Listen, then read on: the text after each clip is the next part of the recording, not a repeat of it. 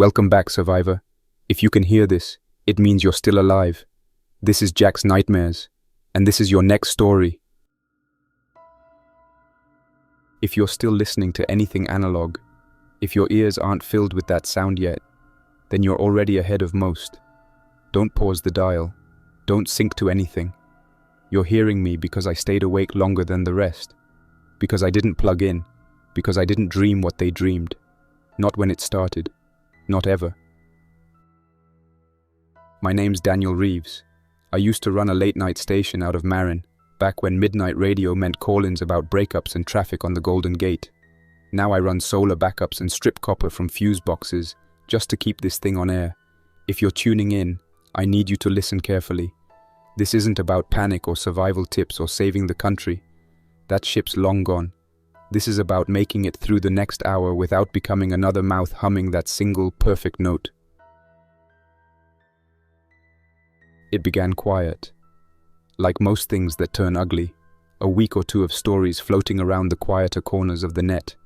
Anonymous threads, weird podcast segments, that kind of thing. People claiming they were dreaming the same things. Repeating imagery. Same red-lit hallways. Same long tunnels. Same voice whispering from somewhere just out of sight. The kind of stuff that sounds like a viral ARG or a mass psychosis theory. But it kept spreading. The descriptions didn't change. Different people. Different time zones. Same dreams. I didn't pay it much mind, if I'm honest. I thought it was some coordinated campaign by a media startup trying to push a horror brand. Wouldn't be the first. I should have known something was wrong the morning I stepped out into my apartment hallway and found 3 doors wide open. Not kicked in, not busted, just left ajar, gently swinging on their hinges. There wasn't a sound in the building, not even the usual groaning pipes or thumps from the upstairs gym nut. The air smelled strange, not rot, not garbage. It was sweet, like artificial grape syrup but with something sharp underneath, like rusted pennies. When I leaned closer to one of the open doors, I could hear something faint, barely audible over the refrigerator hum inside. A note, one continuous note, low and flat, being hummed softly. Not a song, not a melody, just a tone, held for too long by something that shouldn't still be breathing. That was the first time I felt real dread, not from a scream or a threat, just from the unnatural stillness of a sound that had no place coming from a human throat. I backed out. Took the stairs 2 at a time. I kept expecting someone to call after me, or slam a door. Nothing. The silence clung like wet clothes. I crashed at an old friend's place across the bridge. Ex-army comms guy named Rob, who'd spent half his life preparing for the wrong kind of apocalypse. He'd reinforced his guest shed with copper mesh and had a wind-up radio still tuned to local bands, which were mostly static by then. But that night, we caught a faint signal. Emergency broadcast. Low power, shortwave relay. Seal all ventilation. Disconnect audio-capable devices. Avoid rhythmic sound. Do not hum. Do not repeat tones. That was all it said, looping every 10 seconds. We spent the rest of the night blacking out windows and tearing apart everything with a speaker. The next morning, Rob's motion sensor tripped. We peeked out the slit in the curtain and saw him. A man in scrubs, barefoot, standing on the gravel driveway. He didn't look like he'd come from a hospital. His clothes were stained. His hair was plastered to one side of his face like he'd been sleeping in the rain. And he was humming. Mouth open, jaw slack, head tilted just slightly, like he was listening to something inside the wind. We didn't move, didn't speak. Rob tapped the barrel of his rifle against the window ledge. Maybe to test how the man would react. Maybe just out of instinct. It was the first sound we made. The man snapped towards the noise so fast it didn't feel human. He didn't shout. He didn't snarl. He just began walking, almost jogging, in a stiff, mechanical way. Arms hanging low, legs moving like they'd been rigged for a stage play. We bolted the door. He hit it once, then just stopped. After a minute, he walked away. It wasn't a one-off. We saw more the next day. Wandering, pausing for long stretches like they were listening to some inner beat we couldn't hear. The humming was always there, quiet until it wasn't. Then it would ripple across them like a current, and suddenly 2 or 3 would snap into motion at once, chasing after some rhythmic sound. Anything. A door hinge, a ringtone, even the drip of water hitting a metal bowl. We made a mistake by going into Larkspur. We thought the smaller towns would be safer, or at least less saturated. We were wrong. The pharmacy was dark, shelves mostly stripped, but it didn't feel abandoned. The light filtering through the broken windows made the aisles feel like narrow tunnels, and I had that feeling again, that someone was watching. Rob was checking the counter. I spotted her near the back.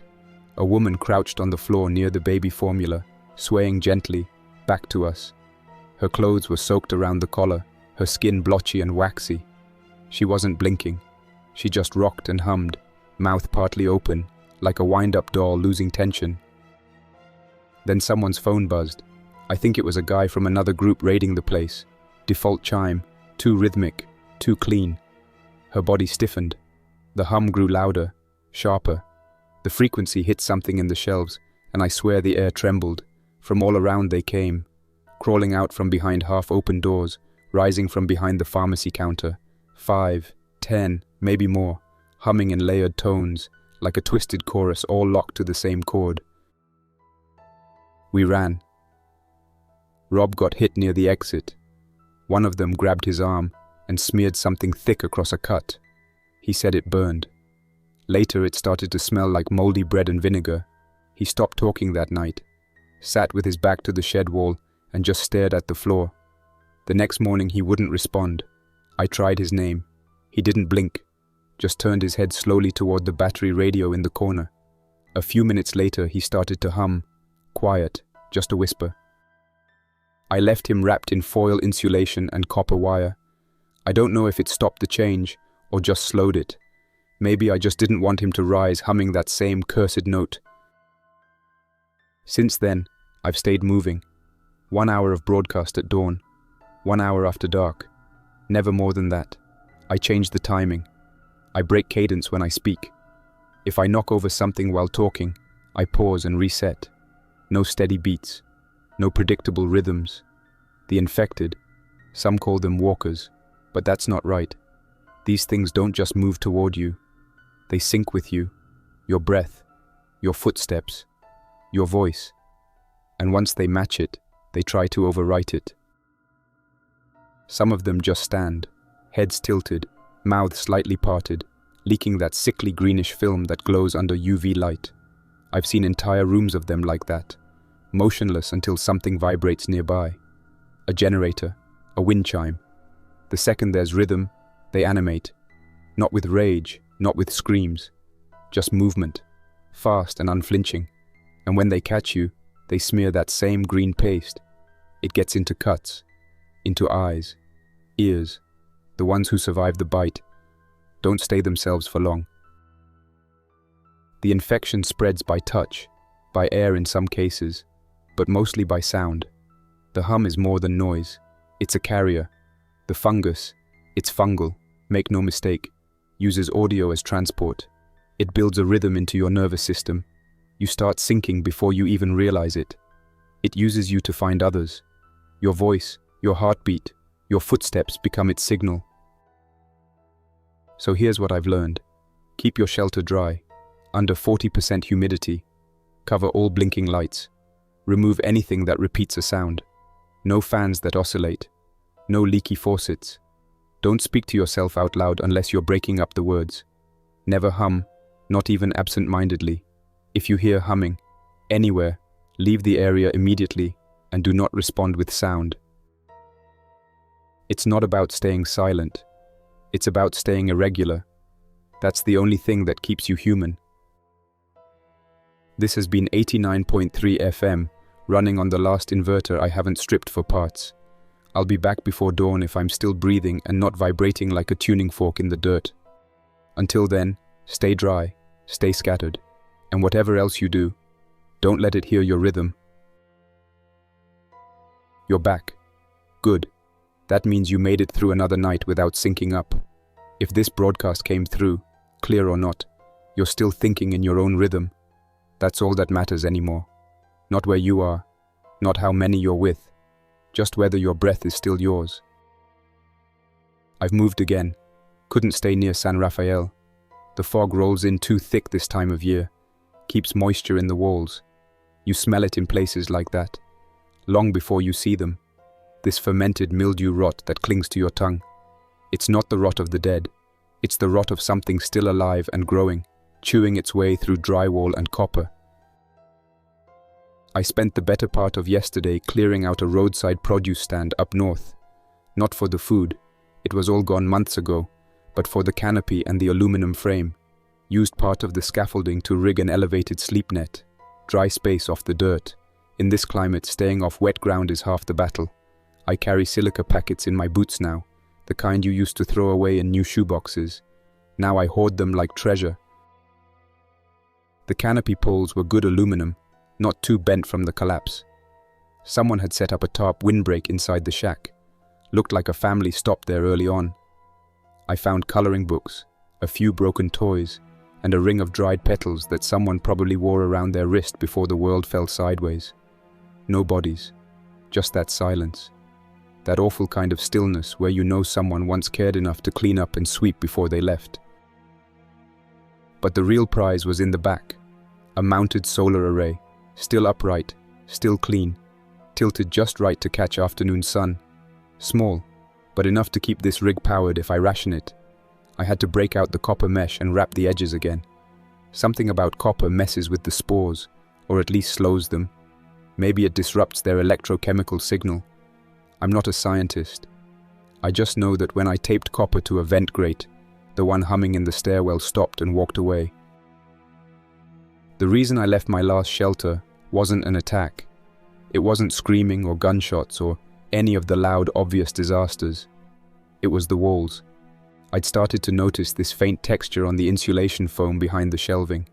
Not mold, too uniform, almost like branching filaments, white and flat against the surface, curling into spirals that moved slightly with temperature shifts.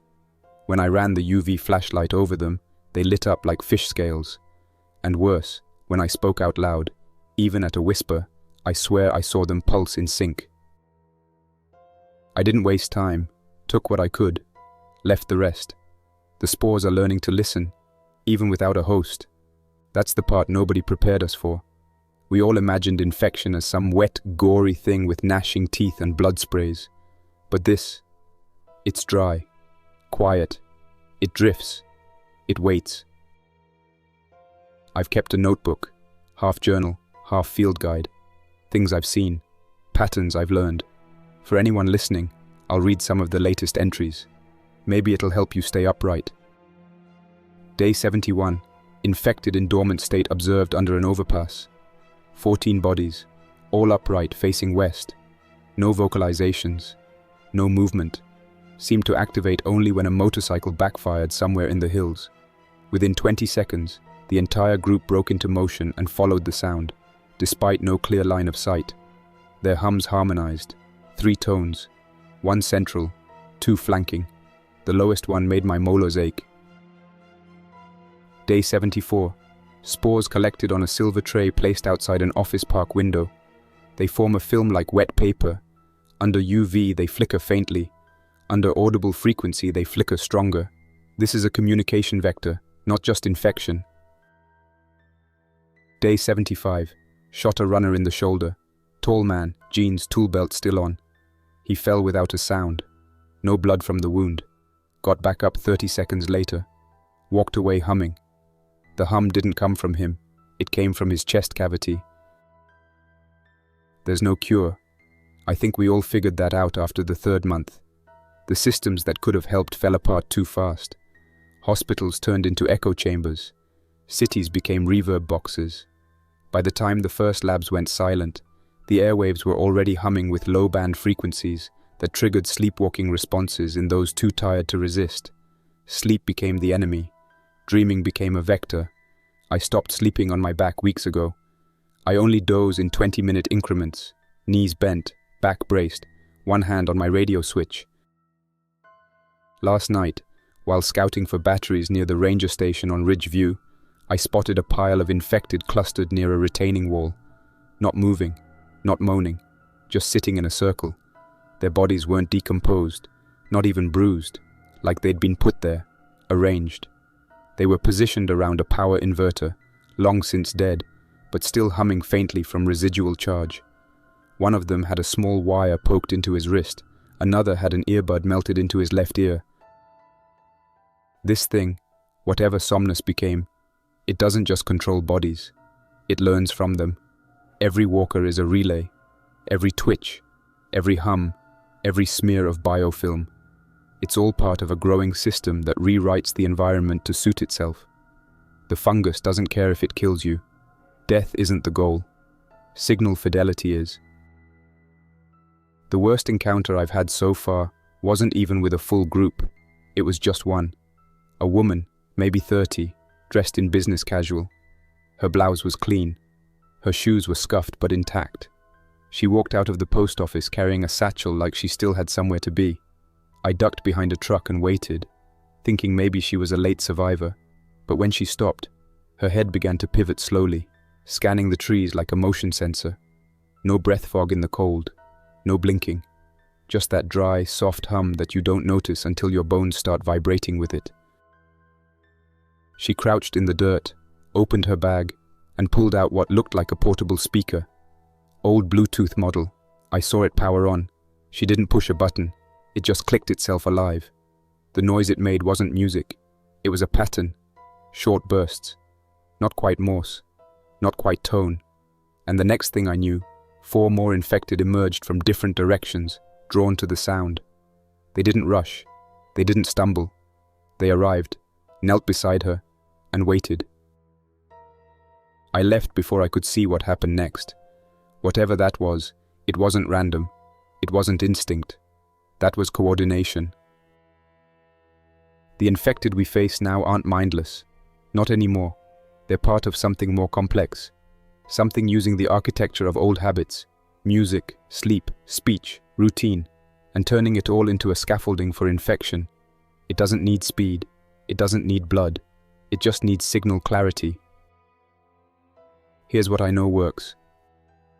Seal your vents with copper mesh or even foil if that's all you've got. Keep your space dry, under 40% humidity always. Hang packets of silica in every corner. Strip anything with a speaker. That means your emergency radio, your GPS, your stove, even your damn watch. Rip the sound-producing parts out and replace them with silent indicators. When you walk, don't settle into a rhythm. Vary your step. Stop mid-stride. Switch feet patterns. Talk out loud if you need to, but break your sentences. Stagger your words. If you hear yourself slipping into a beat, stop. That's when it finds you. That's when your body starts working against you. I have a mantra I say every morning. Not because I believe it, but because it breaks up the cadence. I mumble it while rubbing copper polish on my boots, or when sealing the next set of wire traps near camp. I am not a signal. I am not a pattern. I do not hum. I do not sleep in rhythm. I move like static.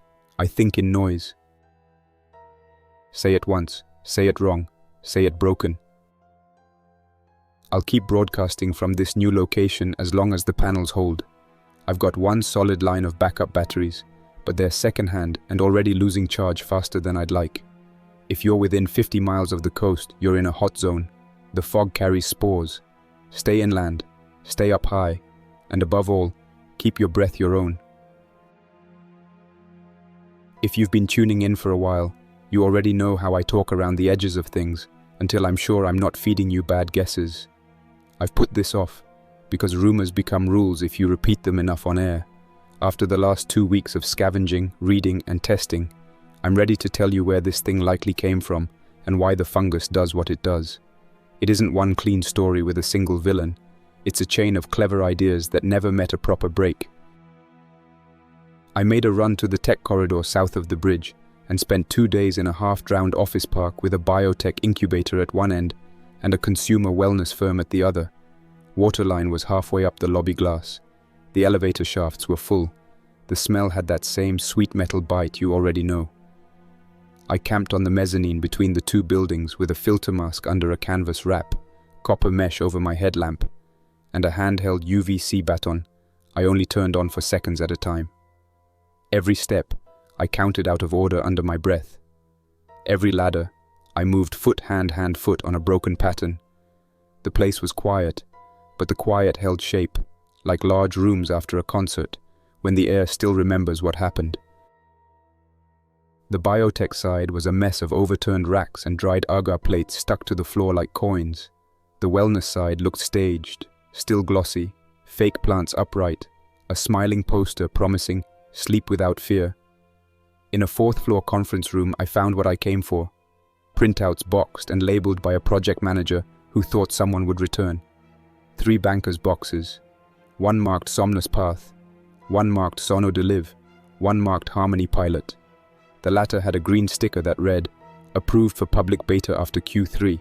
If you're writing this down, copy the words exactly." That's what I saw. I read for hours with my back against a wall and a pry bar across my lap. The story inside those boxes lines up with what we're living through. The short version is this. The wellness company had the marketing muscle and the app. The biotech startup had a cheap way to make a mold behave like a delivery vehicle. The plan was to use an edited indoor mold as a passive carrier for sleep chemistry, microdoses that would settle on surfaces and run through the nose and middle ear over weeks, tuned to kick in only when the app fed a set of low-frequency tones to your phone at night. The tones signaled the eustachian tube to open for drainage while nudging vagus nerve activity toward a calmer state. Picture a dimmer switch for arousal pathways. The pitch was everywhere at once. No pills, no compliance headaches, no stigma. Your room does the work for you. The mold they picked was one everybody already breathes in old buildings. If you've ever scraped black film off a windowsill, you've met a cousin. The edits were simple at first.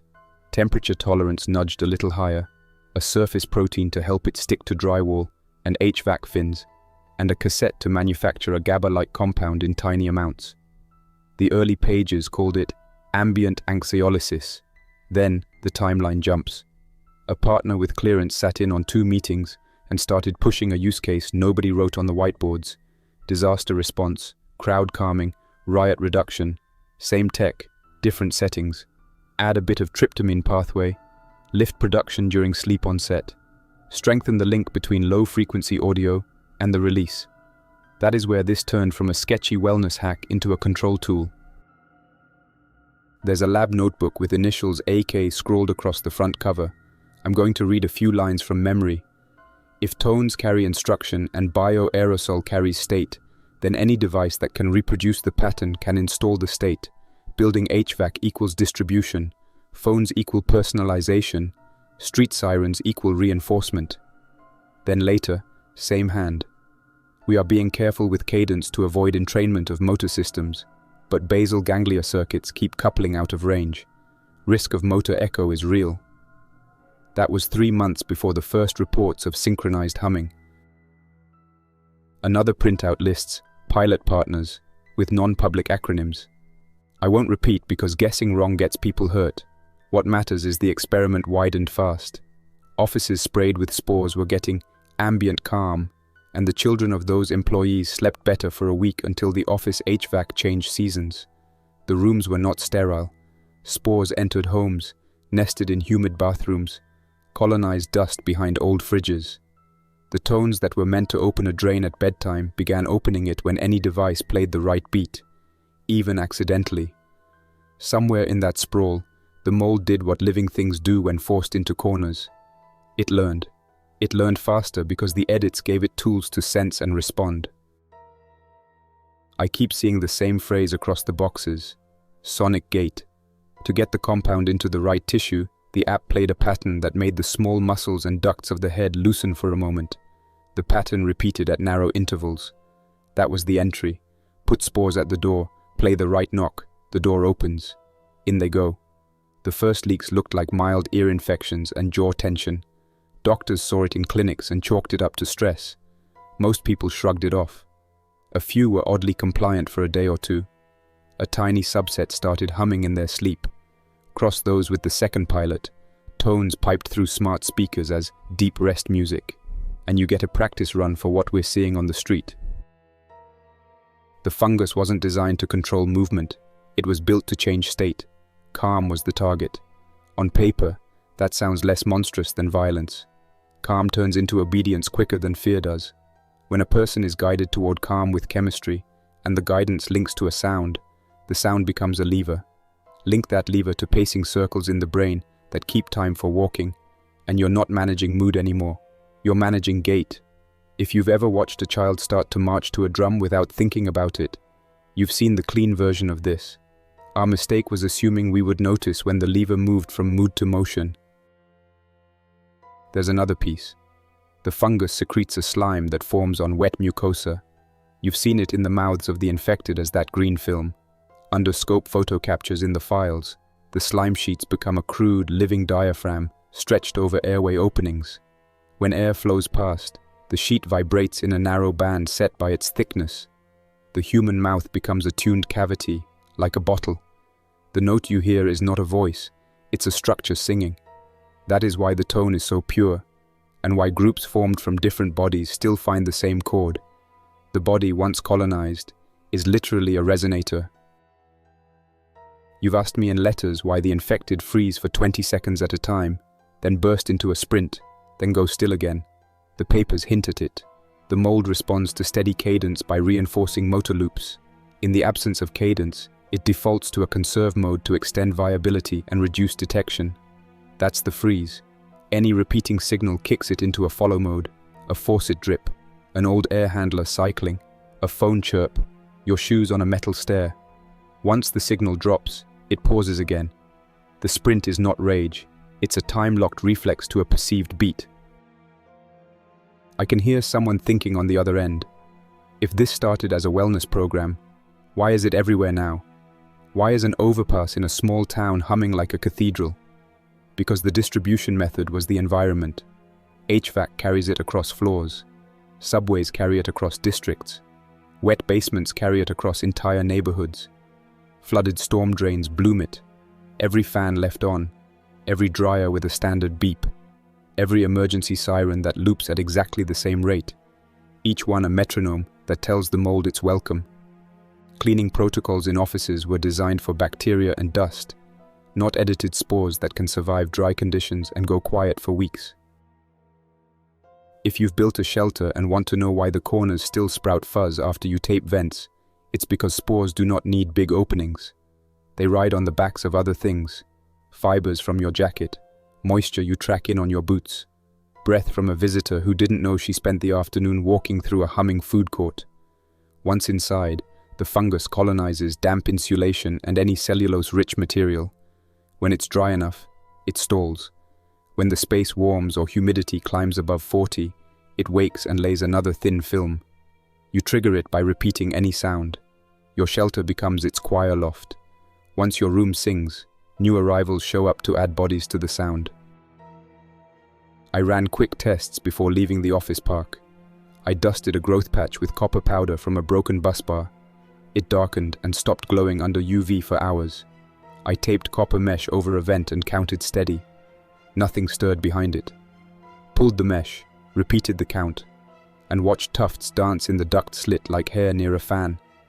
Copper isn't a cure, it buys slack, likely by scrambling electron transfer so the mold can't coordinate. Dry air buys more. Keep humidity low, or everything else fails. A spill report showed a containment drill, a room seeded with spores, then a randomized click pattern that broke linear filament growth. Switch to a metronome and mats formed. If you're trapped in a hall, click stones with no rhythm and change spacing. You're not hypnotizing them, you're stealing the timing they need. Seconds matter more than ammunition now. No single origin. It was a slow rollout by people who thought they were helping, plus a few who pushed. A system meant to relax us, learn to steer us. When sleep harmonies hit home speakers, families near pilot buildings got double exposure. 2 signals stacked for weeks. Whole towers turned the same week. In a sub-basement, I found a whiteboard. Kill pathways. 4 columns. UV, surfaces only, never in occupied rooms. Desiccation, target 35 RH, underlined thrice. Copper, mesh tape, tape for seams. Irregularity, Voice training. At the bottom, gouged hard. Sirens equal death. Later, storms made sirens loop and pull runners from miles away. There was a note jammed under a keyboard. We built an instrument to shape a room. Then we used people as the strings. No signature. It changes nothing, but it tells you someone saw it coming. Why this fungus is dangerous? It's a stack.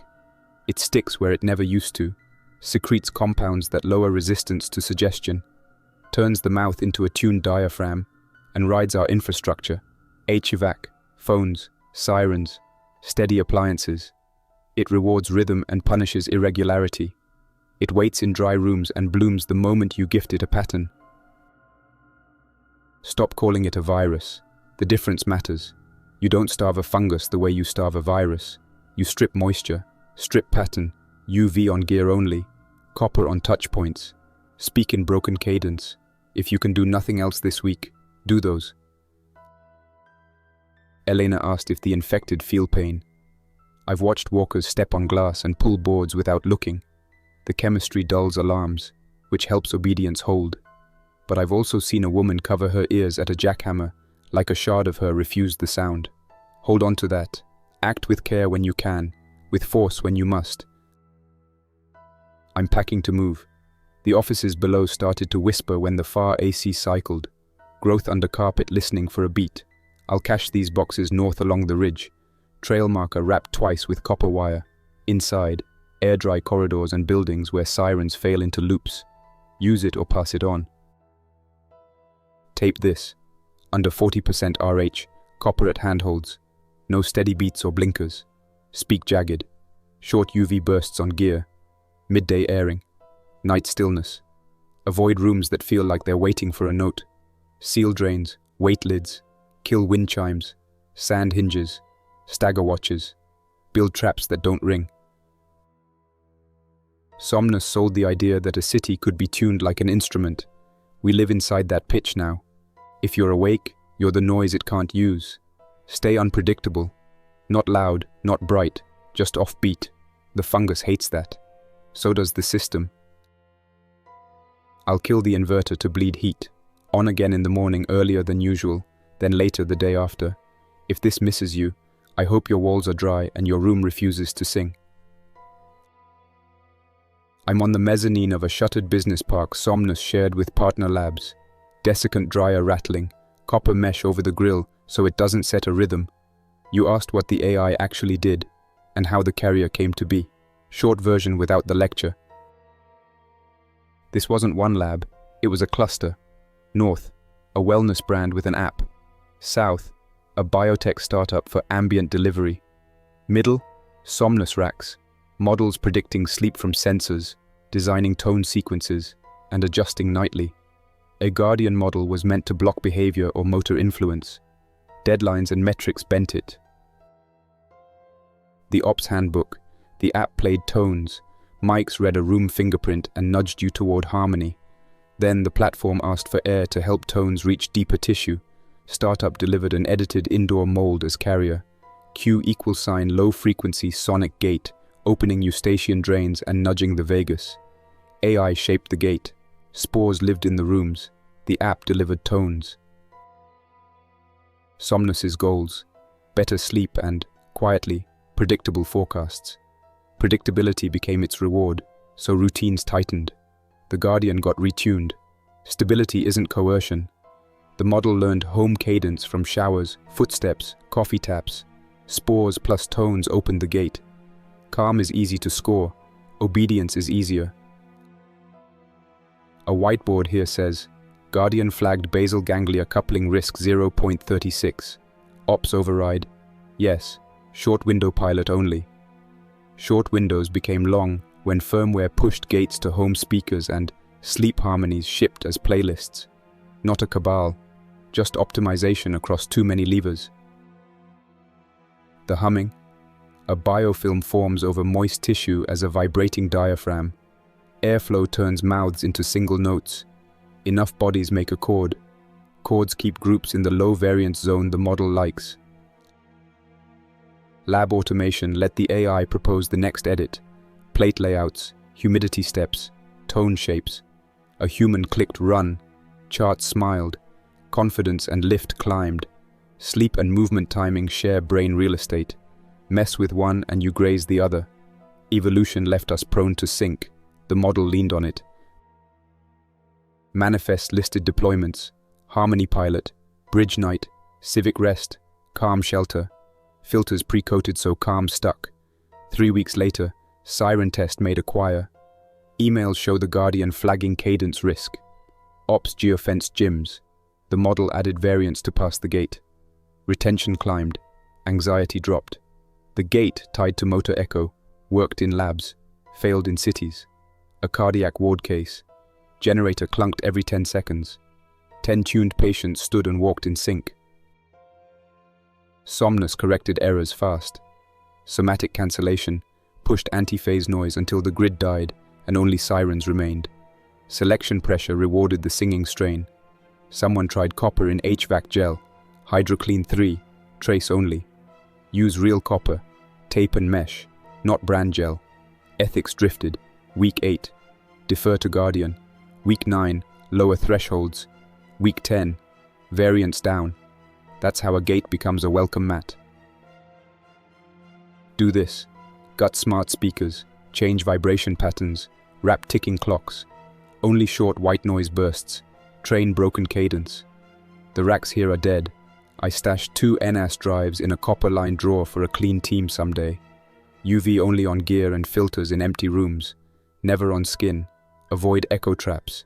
Atrium malls, civic drains. Waterfront rails that sing. The origin was rooms like this. The motive was an optimizer asked to draw a straight line through human lives. Close rooms, dry them, break the beat, put copper where hands go. No harmonies you didn't ask for. Cutting power and moving panels. If the stairwell choir starts, I'll take the south fire escape. 2 clicks, silence, then 3 uneven clicks means I'm still breathing. I'll be on when the sun says yes in a way that isn't a song. If you're still with me, then you've kept your own rhythm another day. That's the whole game. You asked for the practical side. How the infected behave up close. How to keep from becoming one of them. How to mask your presence. And, when there's no other option, how to end a threat without turning the place into a drumline.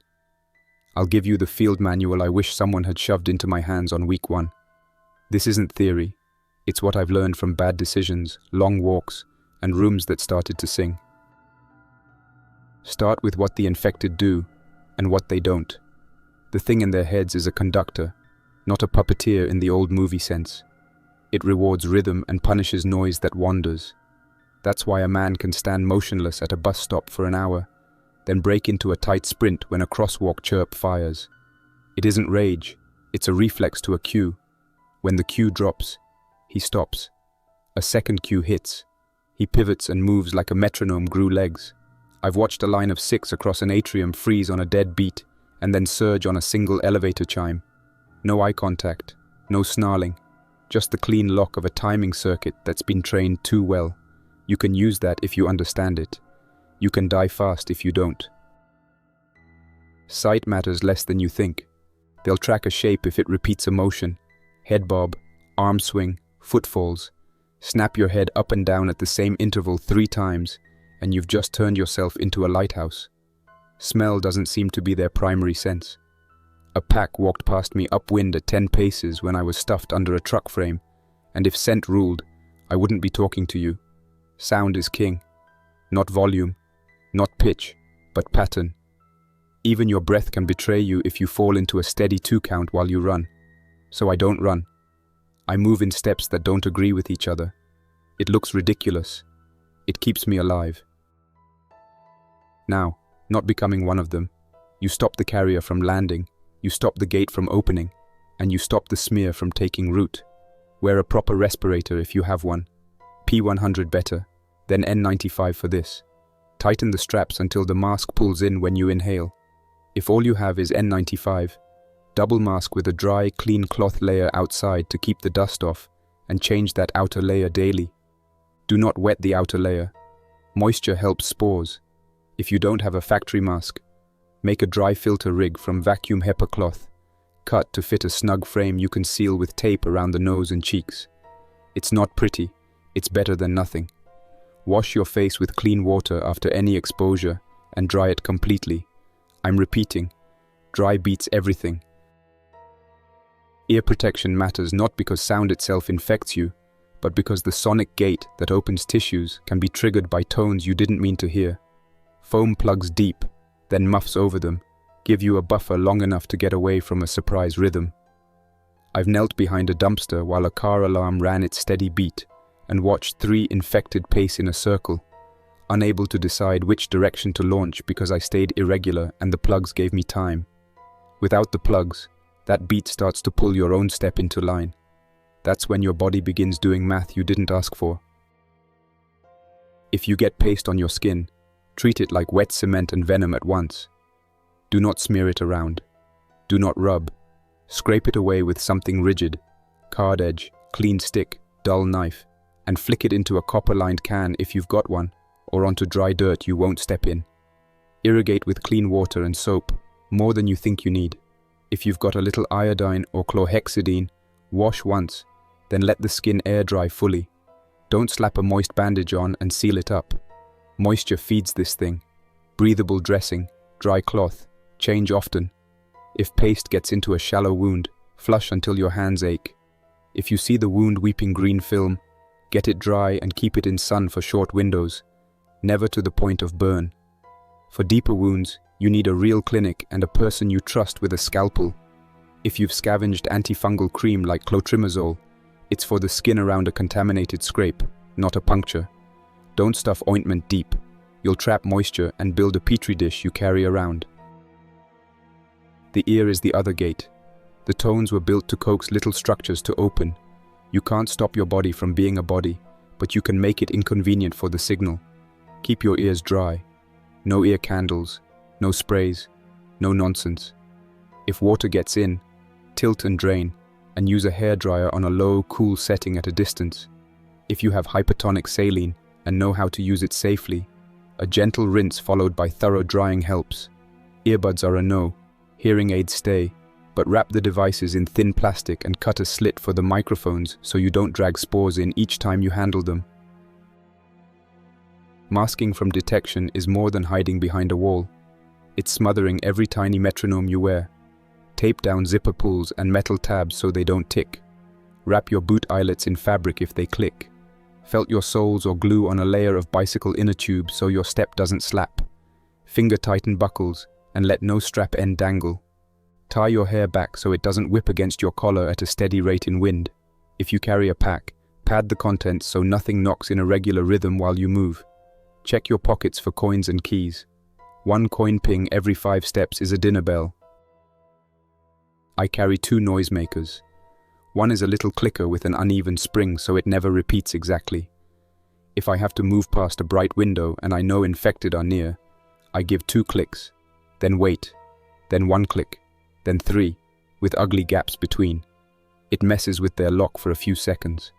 The second is a throwaway lure, battery toy with its speaker torn out and replaced with a piezo disc that emits a standard chirp. Sounds backwards, I know, but a lure with a steady pattern draws them like iron filings to a magnet. I set it on a timer and toss it into a corridor I do not plan to use. When it starts singing, the hallway fills. I move somewhere else. Don't build your plans around that trick unless you have a fail path. The day that timer fails or a battery dies early is the day you paint yourself into a corner. Rooms will tell you if they're waiting to turn on you. I listen for building heartbeat, pumps, vents, signs with timed backlights, refrigerator cycles. I touch walls with the back of my hand. If drywall feels cool and just a little damp, I assume the fungus is growing behind it like frost on glass. I look at the edges of carpet for a faint white bloom in the tack strip. Under UV, it shines. Under breath, it trembles. If a space has those signs, I move through like a guest in a sleeping house. I change my steps. I stop inside the door and wait for the place to whisper back. If it does, I leave. The space is a choir loft waiting for a conductor. You don't want to be hired for the job. How to kill an infected without calling in a parade. It depends on the room and the tools. Firearms work, but the report brings company from farther than you think. Even a suppressed round sets off car alarms you never noticed and makes windows waver in a pattern. If you must shoot, one shot, irregular movement after, then leave immediately. Aim high center to end command quickly, or take the pelvis to drop mobility if a crowd is forming, then finish when safe. Don't string shots into a beat. Do not tap without thinking. I've watched a man fire 3 in rhythm and summon a sprint from 3 different streets. He did not get a 4th chance to correct. Melee is quieter but messier and risky. Use reach. A spear from a tool handle with a bolted-on blade or a sharpened flat bar gives you distance to avoid paste. I wrap the last 8 inches of shaft in copper tape. I don't know if it kills the stuff on contact. I do know I feel better wiping the tip off against copper before I retract. Target the things that end motion. Knees aren't shielded by much and hate lateral force. A hard strike to the side of the knee collapses pursuit without a sound you can hear from blocks away. Ankles break rhythm too. Once movement stops, step wide, finish clean. Headshots stop the conductor fastest, but don't angle yourself so paste flies at your face. Keep your mouth closed. Keep your eyes behind clear plastic. Every finish is a new contamination risk. Treat it like you butchered something and you're allergic to it. Blunt tools beat blades if you aren't trained. A short sledge with a rubber sleeve over the handle so your grip doesn't squeak gives you the control you need without the hazard of a cut that slings paste. Crowbars are excellent. Hook to pull, flat to strike, pry to wedge doors. Wood axe? Fine, but plan your backswing in tight rooms and never chop in a cadence. 2 chops and a pause. 1, then a long glance. Your arms will try to settle into a rhythm under stress. Don't let them. Copper won't save you in a fight, but it helps before and after. Tape door frames. Line handholds. Wrap the shaft of anything you use to prod doors or bodies. Build a copper wipe bar near entrances to drag gear across on return. I've nailed a strip of copper bus bar at hip height in 3 shelters now. You walk in, you press your pack straps, sleeves and tools against it one by one before you go further. It's not magic. It's a small tax you make the world pay before it enters your dry room. Traps. The good ones work with silence, copper corridor, a narrow hall lined at shin height with copper mesh and sticky mats dusted with dry desiccant, calcium chloride, rock salt, even plain road salt. Set a lure beyond it. The steady chirp draws a few in, not a flood if you sight it smart. Shoelaces drag through salt and paste dries to useless crust. While they mill in that bottleneck, you slip east or west. Don't linger to admire your engineering. That little triumph is the kind of pride that gets you flattened by the next wave. Deadfalls and nets can work, but only if they land quiet. Pad corners. Use sandbags over metal, and pick rope that hisses, not squeals. Best trap I trust is a silent gate. 2 plywood sheets on felt runners that slide shut with 1 pull, and box a corridor without a bang.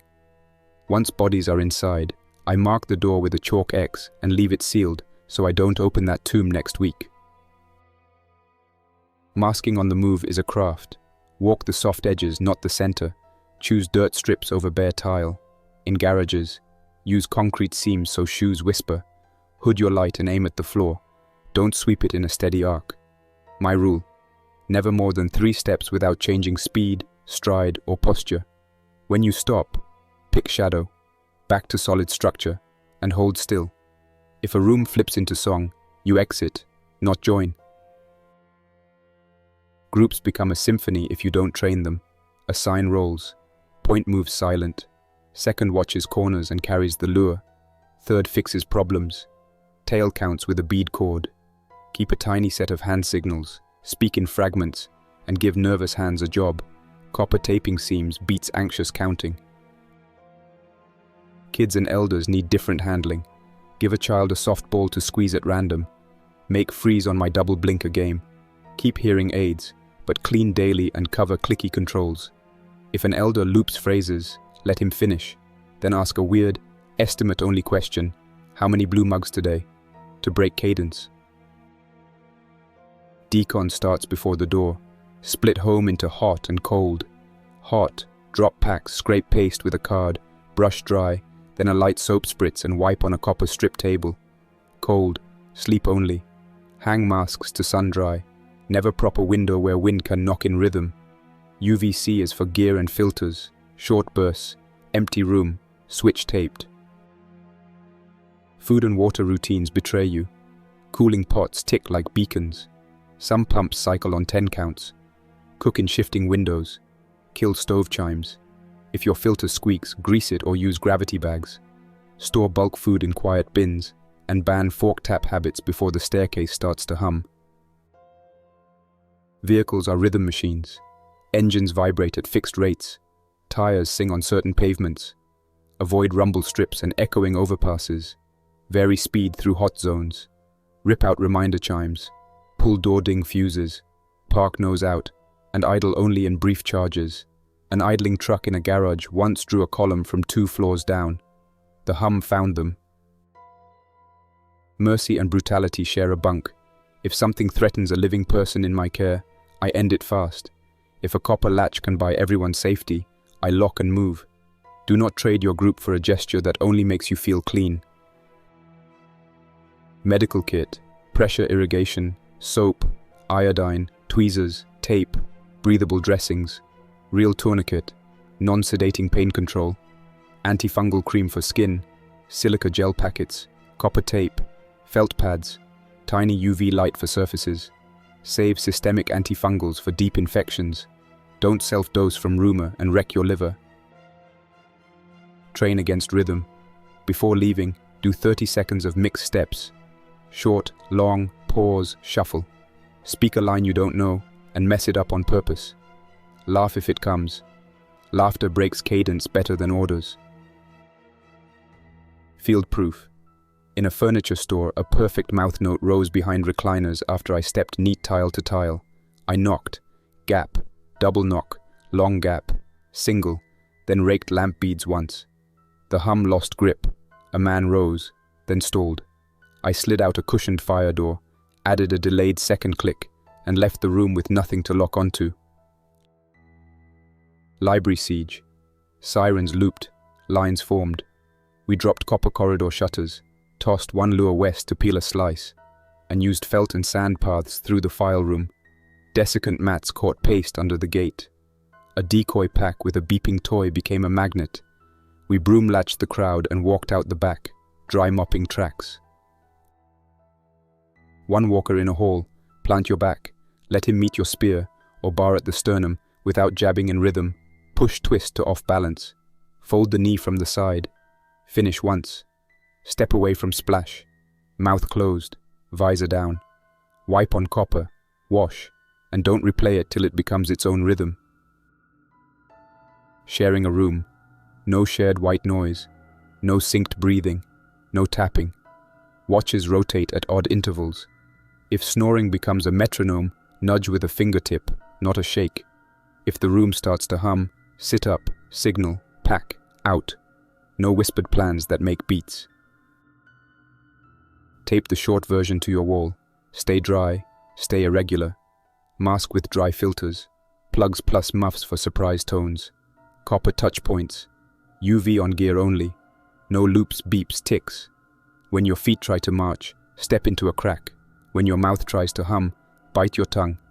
And think of old petty annoyances to snap the spell. I'll drop this list in the cache by the green bridge with copper on the post. Take it. Leave a trick or a map of another bad siren loop. The hum teaches through us. Teach back. If the signal cuts, assume I crouched and let a sprint pass. 3 uneven clicks means I'm still here. If you hear a scrape under my voice, it's the pedal rig. Bike to alternator, charging a battery stack. I moved at dawn when carpet whispers began to align with a lobby sign's pulse. New shelter, a charter school with a perfect roof hatch and parapet. Felted latch, copper number discs from lockers now line the hatch and rail. I built a UV window from 2 portable sterilizers in a foil-lined box. Gear and filters slide under for short pulses only. Rosa, a paramedic, and Luis, fast and careful, answered my coded clicks and hauled in copper mesh and calcium chloride. We reworked the intake, copper mesh over the roof vent, weather-stripped edges, Furnace filters UV'd and seated while still clean. Remember, UV is for surfaces and gear, not air or people. Dry is the real killer. First test came with a disabled car alarm pulsing down valley. A lure on a delay pulled 3 walkers into our corridor. The silent gate slid shut on felt. Copper mesh at shin height and salt mats dried paste.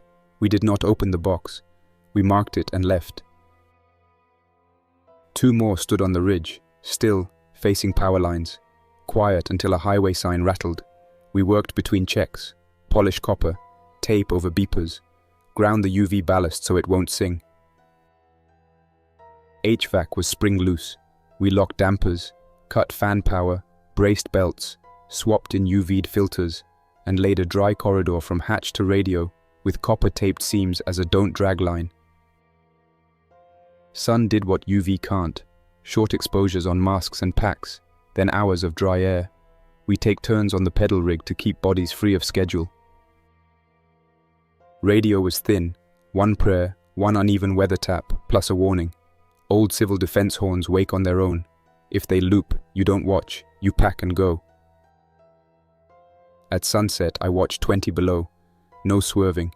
Each foot in the last footprint like asphalt remembered them. I pulled the blanket over the window and let that view die.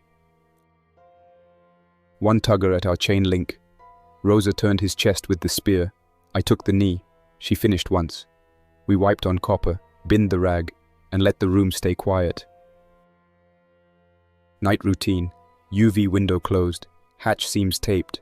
Bead cord trip at the stair spaced irregular. 3 words on the wall. Dry, broken, copper. Tomorrow I'll try the microwave tower through a eucalyptus grove that drums in wind. Felt under every latch and sign. 2 lures, batteries separate, and I won't arm them early. If the mast hums like a tuning fork, I walk away. For calcium chloride, check the blue feed store with the tin rooster. Pallets may still be wrapped. Cut, slide, don't thump. Ask a friend a question while you work to break task cadence. Luis keeps dry corridors in his head like old jingles. He teaches 1 at a time until you can speak it without counting streetlights. That's trust now. I sleep on the mezzanine behind a gutted drinks fridge that doesn't ping. Short slices, window cracked only when wind holds. If the valley lines climb, we shoulder packs and walk the roof line. Practiced, offbeat. Alone, give your hands work. Copper tape a door edge smooth, sort bolts by feel. Tidy a shelf, then scuff it. Our clean is dry and broken, not showroom neat. To the crew with the rusty Ford by the creek and the sleep is a weapon sticker. I took your panel, left copper wire and 2 desiccant sacks in the trunk. Trade isn't dead. The verb's changed. If this signal sounds a touch cleaner, it's because the tower east of the ridge finally played nice. I'm piggybacking through a passive repeater lashed to the catwalk with copper wire and stubbornness. It doesn't add new power, but it shapes the path, which is enough. I can hear farther now, and more important, more people can hear me. I promised real stories from beyond our valley, voices and scraps from other regions and countries. So tonight I'm laying out what reached me through shortwave, courier notes, and the stubborn mail of survivors who still move messages in cans and jars. I'll keep it grounded, no hero speeches, just what people did, what worked, and what failed when the world decided to sing one note. First, the desert line.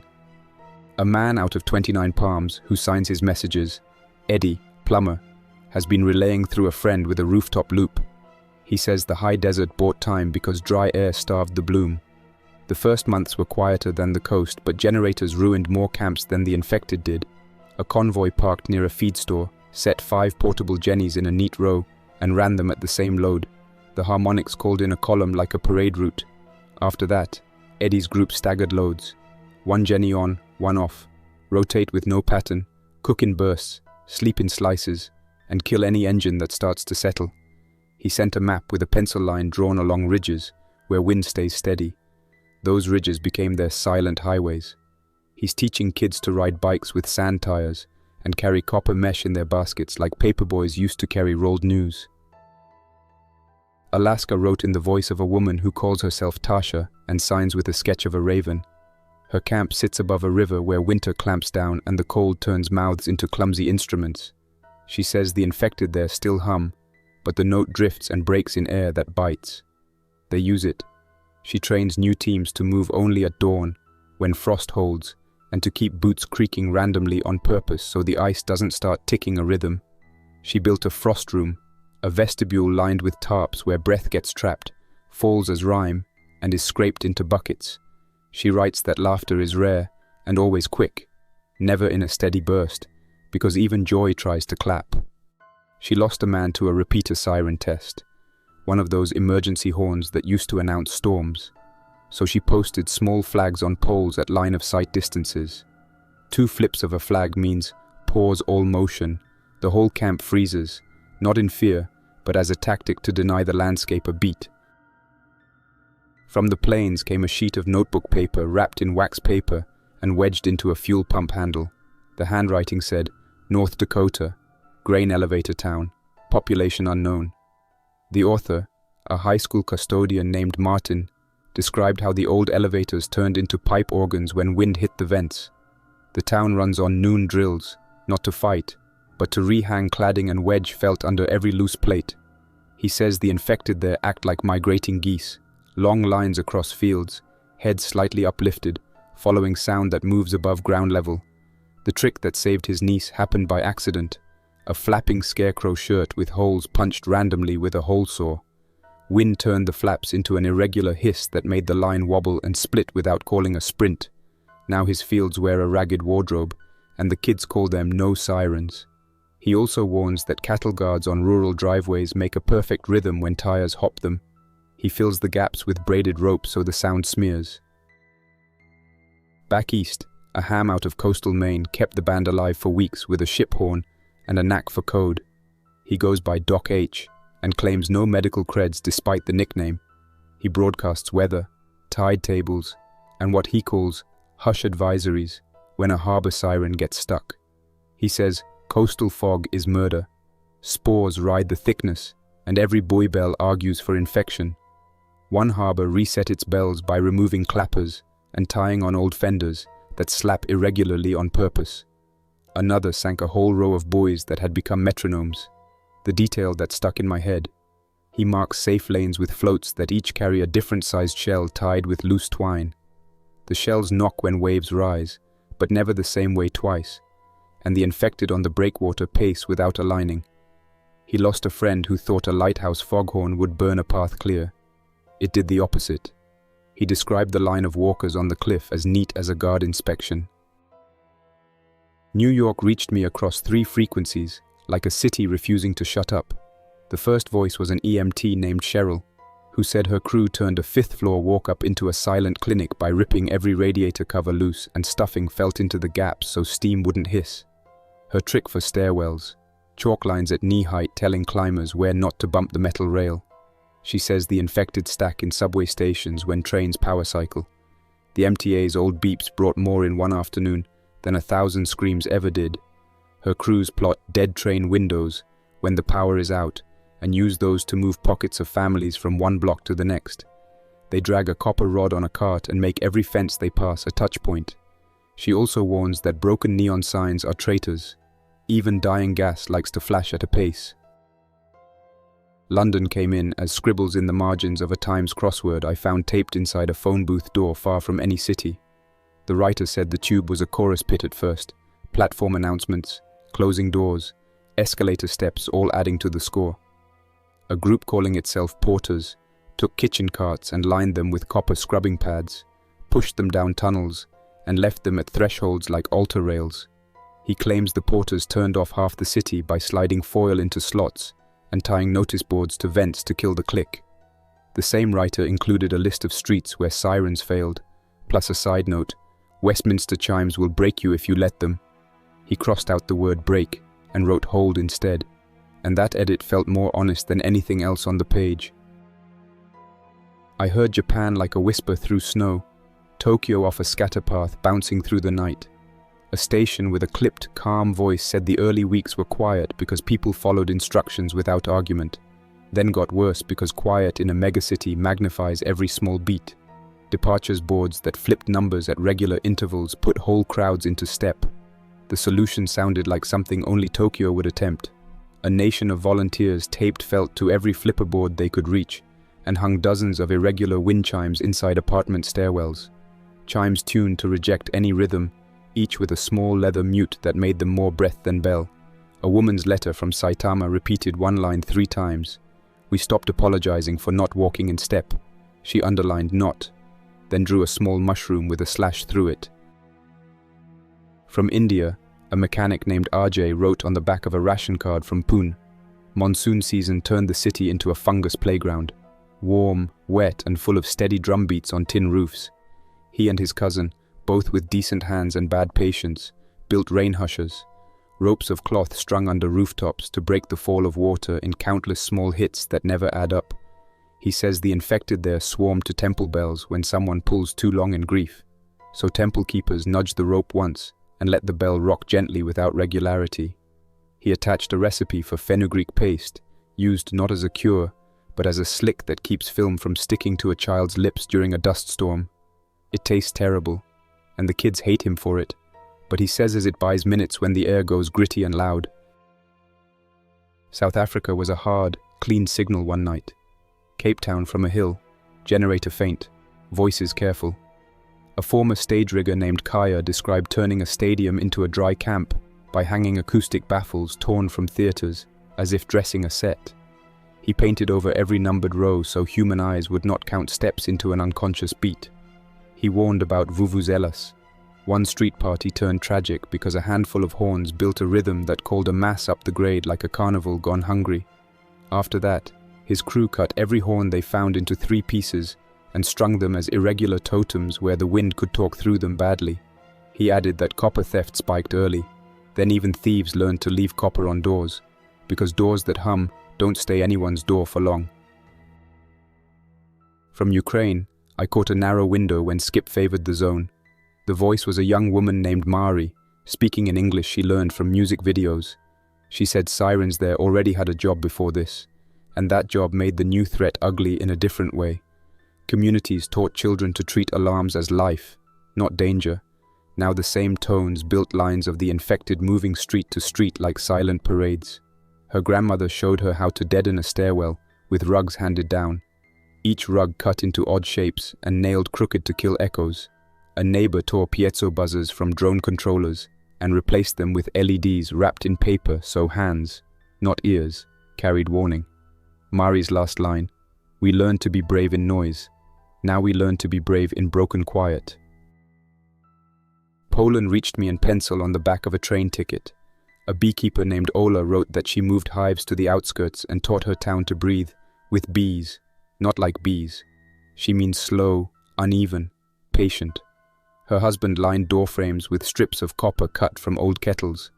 A parish priest let him take the copper gutters down from the church, and no one complained because the gutters had become flutes when rain fell.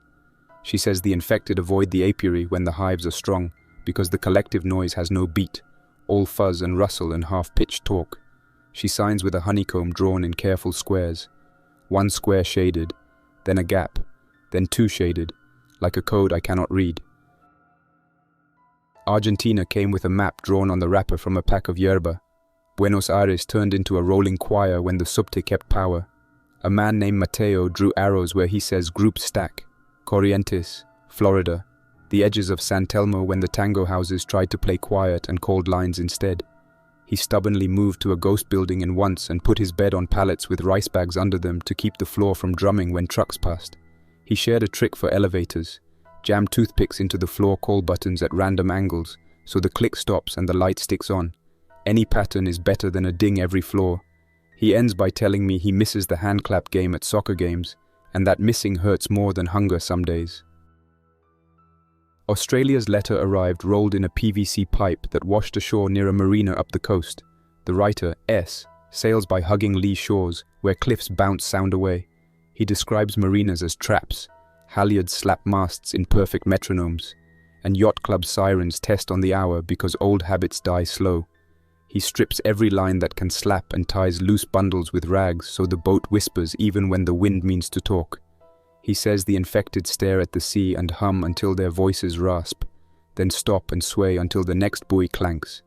He fishes by hand with a line coiled in a bucket full of cloth so the payout doesn't sing. He draws a crude map of a reef that breaks swells into messy chop and writes, "Sailors live here now." From the Maghreb, a French-Arabic blend crackled late. Casablanca relay, maybe. A market vendor named Amina described hanging carpets across alleys to make wind lose its rhythm, and learning that numbers on price boards made shoppers' voices settle into a cadence that called trouble. She rubbed chalk into the numbers until the boards read rough, then spoke prices only in odd batches, handfuls, not tens. She writes that traders learn to haggle with hands, not voices, because speech settles too easily. She enclosed a photograph, blurry, angle wrong, of a street where sunlit dust moves like a fog. In the corner, a copper saucepan hangs from a door, greened with age, and a child's hand rests on its rim as if petting a living thing. Mexico City came on a wave at dusk, engineers talking shop with candles behind them. A radio tech named Jorge described tearing piezo alarms out of earthquake early warning boxes that were stuck on loop. He set up a system of colored kites to fly from rooftops. One color means sirens on, shelter. Another means grid dead, move. The kite tails are cut to different lengths so the flapping will not settle into a tempo. He says, the infected here love plazas. The rhythm of footsteps on stone makes their bodies eager. He marked a safe path that threads markets under chewed tarps and near fountains that burble, not spout, because the burble smears beats like a finger across a drumhead. I can't verify every scrap. I can tell you how they feel in the hand and sound in the ear. The ones that lie share a smell, dramatic flourishes sprayed across blank pages. These pieces carry sweat and tape and copper dust. They speak with hands full. None of them promise a cure. All of them promise work. That's the closest thing to a truth I trust now. Work that breaks cadence. Work that dries walls. Work that sands corners. Work that teaches children to step without counting crosswalk beeps. Now for the bad run of notes, because there's no point dressing this in clean lines. A town in the Midlands built a beautiful camp, all right angles and perfect rows of tents. So clean it looked like a brochure. The neatness became a drum. The place fell in a day when a testing siren woke and stayed woke. A note from a pastor in Georgia confessed that his choir returned for one last hymn, and that the hymn carried a standard tempo without anyone thinking about it. The infected came through the vestibule and found the voices like moths find a porch light. He wrote, "We should have hummed badly. I don't say that to hurt anyone. I say it because grief makes you reach for the smoothest habit in your hands. That smoothness is poison here." Another, a convoy of volunteers in Bavaria saved a village by turning off a digital bell system, then lost 3 trucks crossing a timber bridge laid with planks at perfect intervals. The tires hummed as if the bridge wore a mouth. The valley answered with a line of walkers coming down like soldiers at drill. The man who wrote it signs, Hans, carpenter, and adds, "We stagger planks now. No carpenter likes gaps. We love them today." He sketched a pattern for spacing. 2 close, 1 far, no repeats. He boxed it like a treasure. In Lagos, a teacher who signs blessing wrote on the back of a lesson plan, with the grid unreliable, neighborhoods turned to generators, and the hum stacked in alleys until the air felt like bees in a jar. She convinced 3 blocks to share one large generator and place it inside a tire pit lined with old foam. The foam ate harmonics, the pit smothered the carry, and the neighbor with the loudest mouth got appointed beat warden, tasked with walking and listening for any new rhythm. She doesn't say how many he saved, only that people go quiet when he passes now. Not because of fear, but because they're checking themselves and each other. Is my foot tapping? Is my breath neat? Southeast Asia sends 2 kinds of messages. Those from cities fighting humidity and those from high villages that discovered wind can befriend. In Bangkok, a cook named Dao writes of kitchens turned bleak because the clang of a wok calls a sprint. She switched to wood paddles and towels between bowls, and she holds Friday markets in parking garages, where concrete kills echo. In a village in northern Vietnam, a teacher hung strings of bottle caps under stilt houses, so the wind makes an untidy river of noise, and she reports that the infected on the road below look up, confused, then wander off when no beat falls. I've got a handful of quiet tragedies. I could list the way a book lists names, but that does nothing but draw a clean line through the middle of people who lived messy, trying to keep breath their own. So I'll end the global tour with 2 small wins, because small is the only honest scale now. In a suburb outside Paris, a boy cut the speakers out of a dozen electric scooters abandoned on a sidewalk, and his aunt lined their empty casings with copper scrubber pads and mounted them on stairwells as hand cleaners. Kids rub palms on their way up and leave paste on copper instead of on door handles. In a fishing village in Chile, grandmothers lead irregular walks at dawn, 1 long step and 1 short, calling silly commands to make children laugh in stutters. Those walks built a habit strong enough that a siren one afternoon did not gather as many as it could have, because children resisted the pull long enough for a door to close. Here, on the ridge, our little crew folded those lessons into our day. The UV window runs only when the sun helps, and the hinge never clicks twice the same way. The copper corridor is mean to the infected and kind to our boots. Rosa runs broken drills, where she shouts wrong counts on purpose, and Luis makes a game of spotting small metronomes before they get us. He found one tonight, a loose fridge magnet in the cafeteria that rattled at a beat when the door moved, the kind of nothing that becomes a lure if you leave it alone. He taped it down with a grin like a kid who beat a level. If you're listening in any of those regions, know this. I'm not collecting your stories to turn them into a sermon. I'm wiring them into a net. If I say bees, someone in Portland will build a hive that talks without pattern. If I say flags, someone in Oaxaca will cut bright cloth in strange shapes and hang them where a city can see. If I say bridges, some carpenter in a town I will never reach will pull planks and replace them with a song that refuses to settle. That's a network, not the kind with passwords and glossy dashboards, but the kind with souls and hands and chalk. A final caution before I cut the link for the night. Hope becomes rhythm if you let it. Do not meet every dawn at the same window to wait for a convoy. Do not tell the same story the same way at the same time beside the fire. Do not make a ritual of your safety that the fungus can learn and turn against you. Trade routes need drift. Watches need wobble. Prayers need pauses. Love too. Hold hands, but break the squeeze. Kiss behind a door that does not click. I'll leave a cache at the North Trail marker with a summary of the best tricks from tonight. Paper folded, taped, and marked with a copper X. If you take it, leave your own. Write in grease pencil on a bit of plastic if paper gets wet where you are. Put your town name, not your surname, and the thing that saved 1 person on a Wednesday in rain. That's the size that carries. This is Daniel on the ridge, voice still mine. Signal riding a tower held together by wire and luck. The world hums back, but so do we.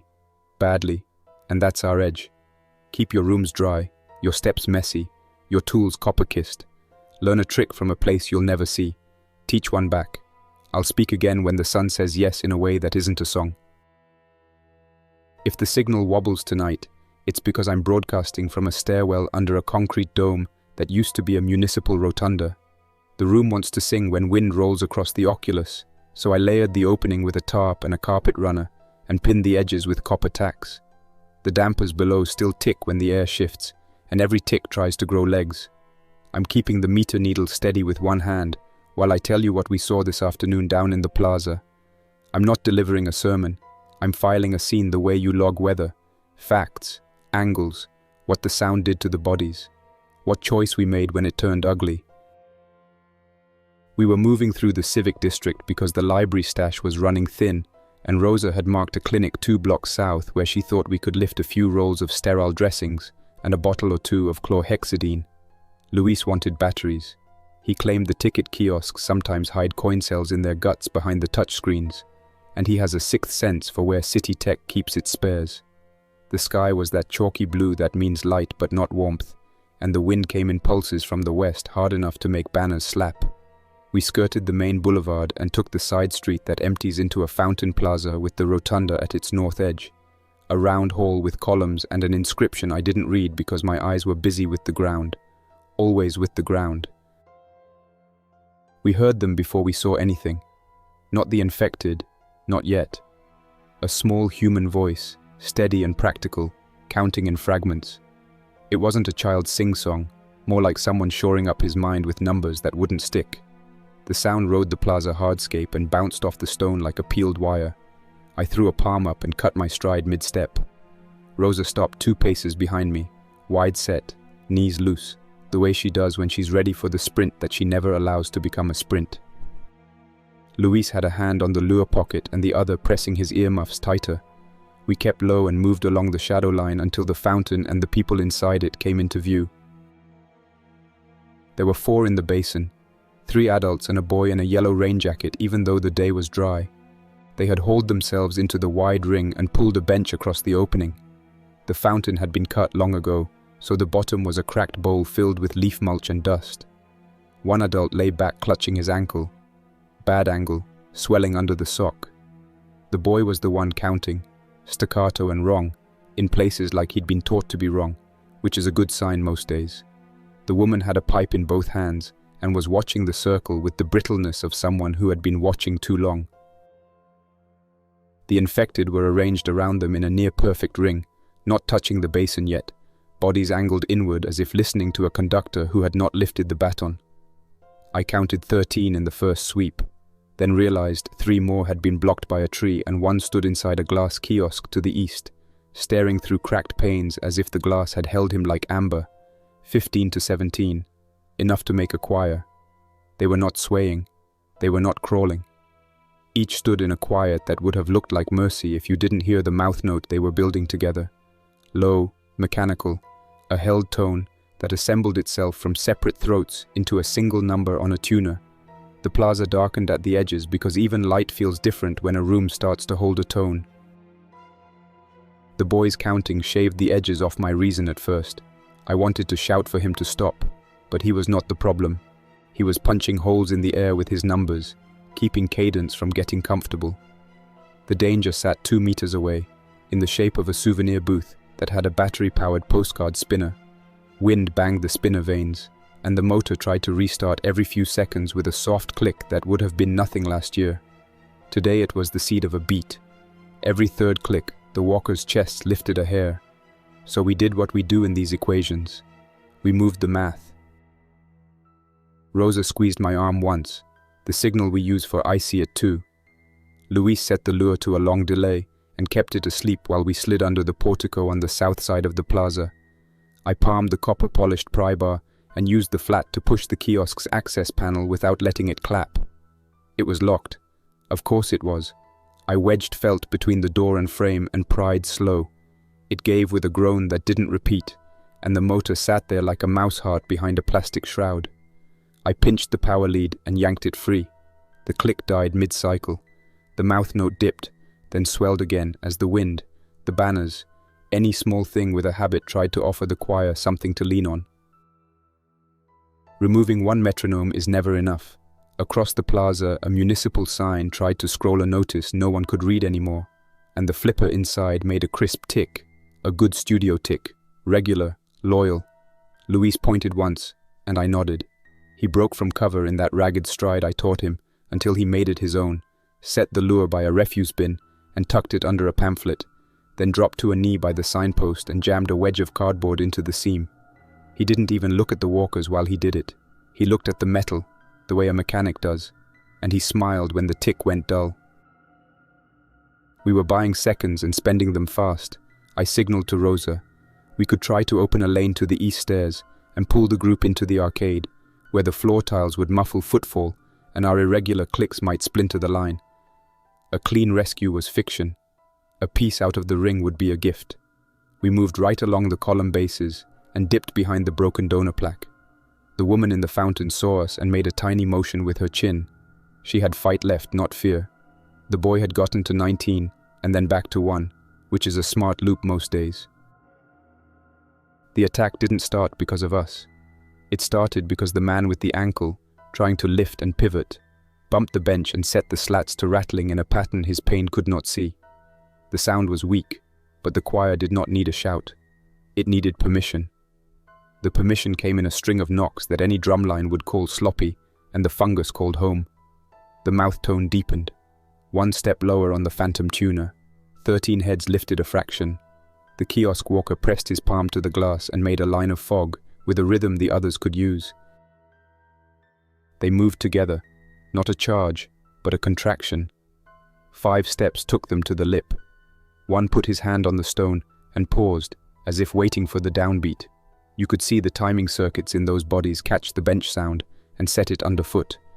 I mouthed, "Now," and Rosa ripped the lure's wheel with her thumb. 2 seconds, then a clean chirp from the pamphlet. The nearest 3 walkers pivoted like a hinge and moved in that empty-faced burst that covers distance without waste. The lure chirped a second time, a hair later than the first, because I had filed the gear tooth inside to make it misbehave. Those 3 overshot, confused by the break in spacing, and the ring opened a notch. The woman did not waste the notch. She jammed the pipe between 2 bodies and used it like a bar to lever herself upright, then heaved the injured man toward the gap. The boy glued himself to her hip. She did not ask if we were who we were. She had no breath to waste on that. We went to meet her, not at the lip, but at the corner where the basin curve breaks angle, because I didn't want her feet stepping in the exact sound line of the last step. If you think that's overthinking, you haven't watched a group assemble a beat from nothing. The ring did not like losing symmetry.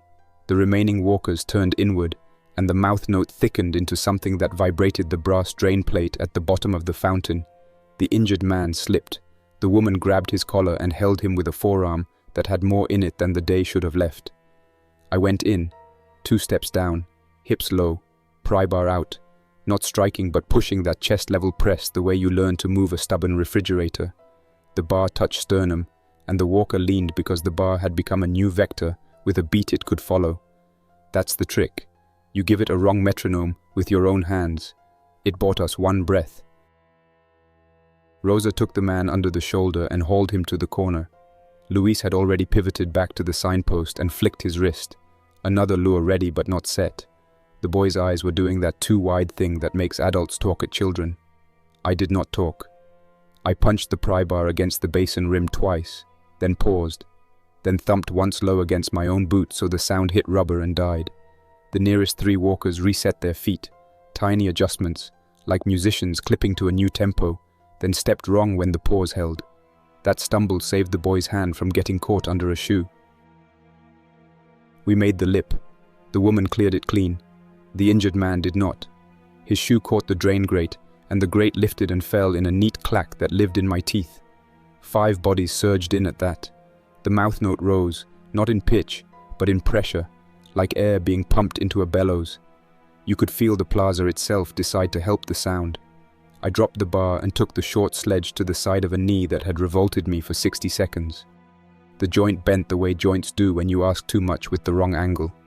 The walker dropped, not with a wail, not because of hurt, but because the system that keeps you upright stopped getting its ticks. Rosa pulled the injured man by his belt and we made the corner. I hate telling you what happened next because it's clean on the page and filthy in the head. One of the adults in the basin had been a step behind the others, too slow to pivot when they did. When the bench clacked the second time, 2 walkers came in together and pressed him back with their bodies. It looked like an embrace for half a second, the kind of grip you give a friend you dragged off a train in a storm. Then their mouths opened and the green film brightened, and you could see the smear begin where his cheek met their lips. The woman made a sound that had no vowel in it, and I turned away because I was useful in only one direction, and that direction was not there. We got the boy out. I'm not dressing it with hero ribbons. It was a crate pull more than a rescue. Luis put his palm on the kid's back and pushed without rhythm, 3 small shoves that didn't teach feet to march. The boy clutched the pipe like it was an animal he had to carry. We shoved into the arcade, kept our steps messed up under the tiles, cut left, then left again behind the rotunda. The woman made the turn, and then went to ground in the shadow of a trash can on its side, where the concrete stays dry. The injured man slid down next to her and made no sound at all, which I have learned to respect more than shouting. The ring finished what rings finish. You don't need my picture for that. The plaza kept singing for another minute, weaker now that the lure had died and the spinner motor was dead. When the hum faded, the walkers stood still around a shape they had changed. One turned his head very slowly, as if looking for a conductor to tell him where to place the next step. No one did. The wind changed. The banners flapped slower. The dome above us took a breath. Then the ring broke without ceremony. Bodies peeling away in ones and twos, hunting for a better beat, a stronger click, a stairwell that clapped when a shoe hit it. That's what they are, a hunger for cadence with legs. We did what triage we could. Rosa set the ankle, not perfect but better, using a folded brochure rack as a splint and torn jacket sleeves as ties. Luis scraped a smear of film off the woman's forearm with a card and flushed with water from a bottle, then dried it with the clean side of his shirt and whispered a curse he doesn't classify as a prayer. I checked the boy's hands and saw only dust and grit and the abrasion you get from holding a pipe the way you hold something you think will save you. I slid the UV box lid open in the shelter stair, and we bathed the splint boards while the room was empty and our faces turned away. Then we did the thing that saves more lives than any miracle. We got them dry. We hung jackets on a line near the hatch. We set a small fan to blow across the wet spots, and we watched the meter stay under 40. The woman wanted to talk, and talk is a luxury and a risk. She had that glance a person gets when a plan has only 3 bullets left but she has 5 problems. She said they came from the river road and that a siren down at the ferry terminal had started cycling on its own at midday, which had pulled bodies out of alleys and off roofs into tidy lines. She said the boy had learned to count wrong from scouts teaching the neighborhood to survive, and that those same scouts had been cut down in a stairwell when someone forgot to unhook a door chime. She said the man who didn't make the turn had been her brother-in-law. Then she closed her mouth on the name and kept it behind her teeth. We didn't offer to take them with us the way movies tell you to. We offered the room, the dry line, the trick that keeps doors from singing. We showed them the UV window and the copper corridor and the felt pads under everything that moves. We told them the rule no one likes to learn. You leave a room the minute it learns your pattern. You don't debate it. You don't wait for one more can from the shelf. You go. The woman nodded, the way people nod when the lesson repeats and their bones already know it. Luis went down to the kiosk and pulled the postcards from the spinner, not because they're worth anything, but because the flapping edges of the cards themselves would have been enough to build the next beat if wind picked up again. He tucked them into a bin under the rotunda and laid a blanket over them. Rosa chalked a line at knee height along the colonnade to keep hands off metal. I climbed the dome stairs and added 2 more copper tacks to the tarp that kills the oculus whisper because the wind had shifted 10 degrees and a new edge had started to flutter. We jail small sounds for a living now. We deny the world its drums. For the record, if you ever find yourself looking at a ring like that, count bodies, not seconds. Look for stationary machines trying to be helpful. Signs, spinners, coolers that cough. Kill those first. If you have a lure, set it to misbehave. A perfect chirp calls in more bodies. A bad chirp opens a seam. Don't try to pull everyone. Aim for 1, maybe 2. Choose corners, not midpoints. Use your tool to give the nearest walker a false rhythm to follow for a breath. Take knees from the side, not straight on. Keep your mouth closed. Turn your head on finish. Leave as soon as a door learns your step. Mark the place you leave with something you'll remember so you don't walk back into it because the day got sentimental. It's late and the dome has stopped straining at its seams for now. The woman and the boy and the man with the splintered ankle are sleeping in short bites against the drink cooler turned on its side. The cooler doesn't tick. I packed its innards with felt until it decided to act like a table. Luis is on first watch with a bead cord in his fingers and a list of silent tasks. Copper wipe, hinge sand, tie scraps in the places where the arch wants to clap. Rosa sits with her back to the stair and a rag over her hands so the urge to drum them against her knees goes somewhere quiet. I'm logging this while the inverter air is steady and my jaw isn't trying to imitate the banners. Tomorrow we'll walk the same plaza and pretend it is new, because you cannot afford habits in a temple built for echoes. We'll leave a mark near the fountain, a copper X at ankle height and a tape strip on the bench slat that rattled, so the next person knows to brace it before they climb. If the wind is wrong, we won't use that square at all. If the wind is right, we'll still step ugly. That's the oath and the craft. I can't offer comfort by lying. The infected at the rotunda sang a man to the edge and took him without rage or passion. That's worse to me than the old myths because it looks like reason wearing sleep. But there was still a choice we could make at the edges of that circle. We took the one we could reach. 3 lives changed direction. 1 did not. If you want a moral, don't ask me. Ask the bench slat. Ask the motor that stopped clicking when a hand said enough. Ask the mouth note that thinned when the lure broke its own promise. That's the scale of our days now. Small hands on small levers. I'll cut the inverter and roll the broadcast down in a minute. If you're in earshot of a plaza today, walk its stones and listen. If you hear a room holding breath for a beat, push felt into the cracks and pinch the wire in the back of the sign, and take the postcards off the spinner. Save the heroics for the corner where the pipe fits the shoulder, and a child needs a wrong count to keep feet from locking. If you see a choir, stand where the baton cannot find you. If you must step in, step ugly and leave ugly. Leave alive. This is Daniel under the dome, voice still mine. I'll speak again when the wind decides to stop pretending it's a metronome. Keep your rooms dry. Keep your beats broken. If the world starts to sing, don't answer with a song. Answer with noise that refuses to become anything but yours. If my voice rides a little close to the edge tonight, blame dust and a day that didn't respect my checklists. I'm on the school roof with the hatch cracked for cold air and a rag tucked under the hinge so it won't click. Rosa and Luis are downstairs, door latched, orders to stay put till I finish this and give the all clear in 3 uneven knocks on the compressor casing. I told them not to argue. I'm broadcasting because mistakes teach faster than slogans, and I made a big one in a warehouse that looked harmless until it swallowed me. We were running light on staples, dry beans, alcohol wipes, decent tape, anything that turns injury into a chore instead of a funeral. The civic district has too many echoes now, so I took a side loop along the frontage road where old businesses rot behind sun-faded signs. There's a low block of brick and sheet metal 2 miles east with a faded mural of peaches and a forklift painted like an advertisement somebody loved once. Food distributors used to stage there. The loading dock still had a pallet jack cord hanging like a noose from the rafters, which made me think the back rooms might have canned goods nobody fought over during the first wave. The wind was steady, humidity at 37, a good day to push luck. You learn a lot from doors. This one wore graffiti, hinges dull, no shiny arcs where recent hands had rubbed rust away.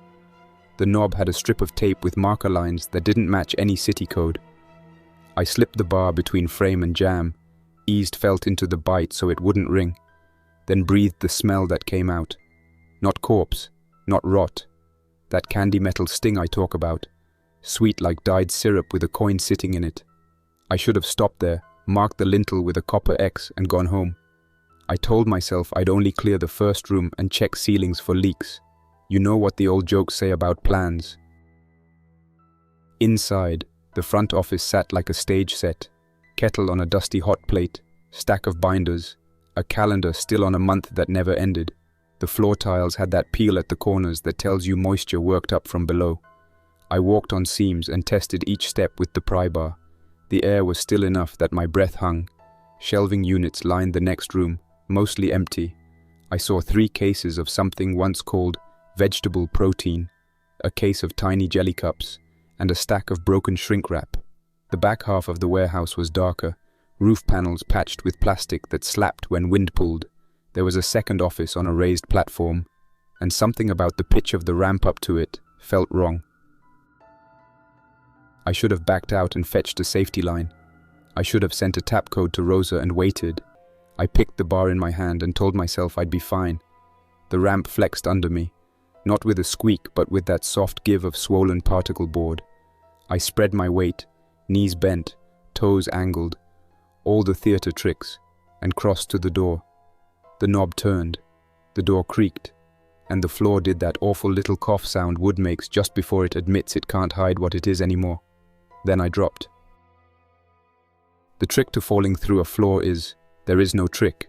The world shrugs you off in a blink and you go where gravity tells you. The board cracked in a big square. I rode it for half a beat, grabbed for the door frame, fingers slid, and I went feet first into black. The distance wasn't deadly. The height felt like a tall man's reach plus half again, but the landing knocked the order out of me. My shoulder scraped something gritty. My right leg punched into a drift of sacks that used to hold dry goods, and now held nothing but air and mold. The masks we wear aren't perfect parachutes. Mine did its job for the first blast. The second blast came when I scrambled and kicked a rotten bag that puffed like a bellows. The basement wasn't just damp, it was a lung.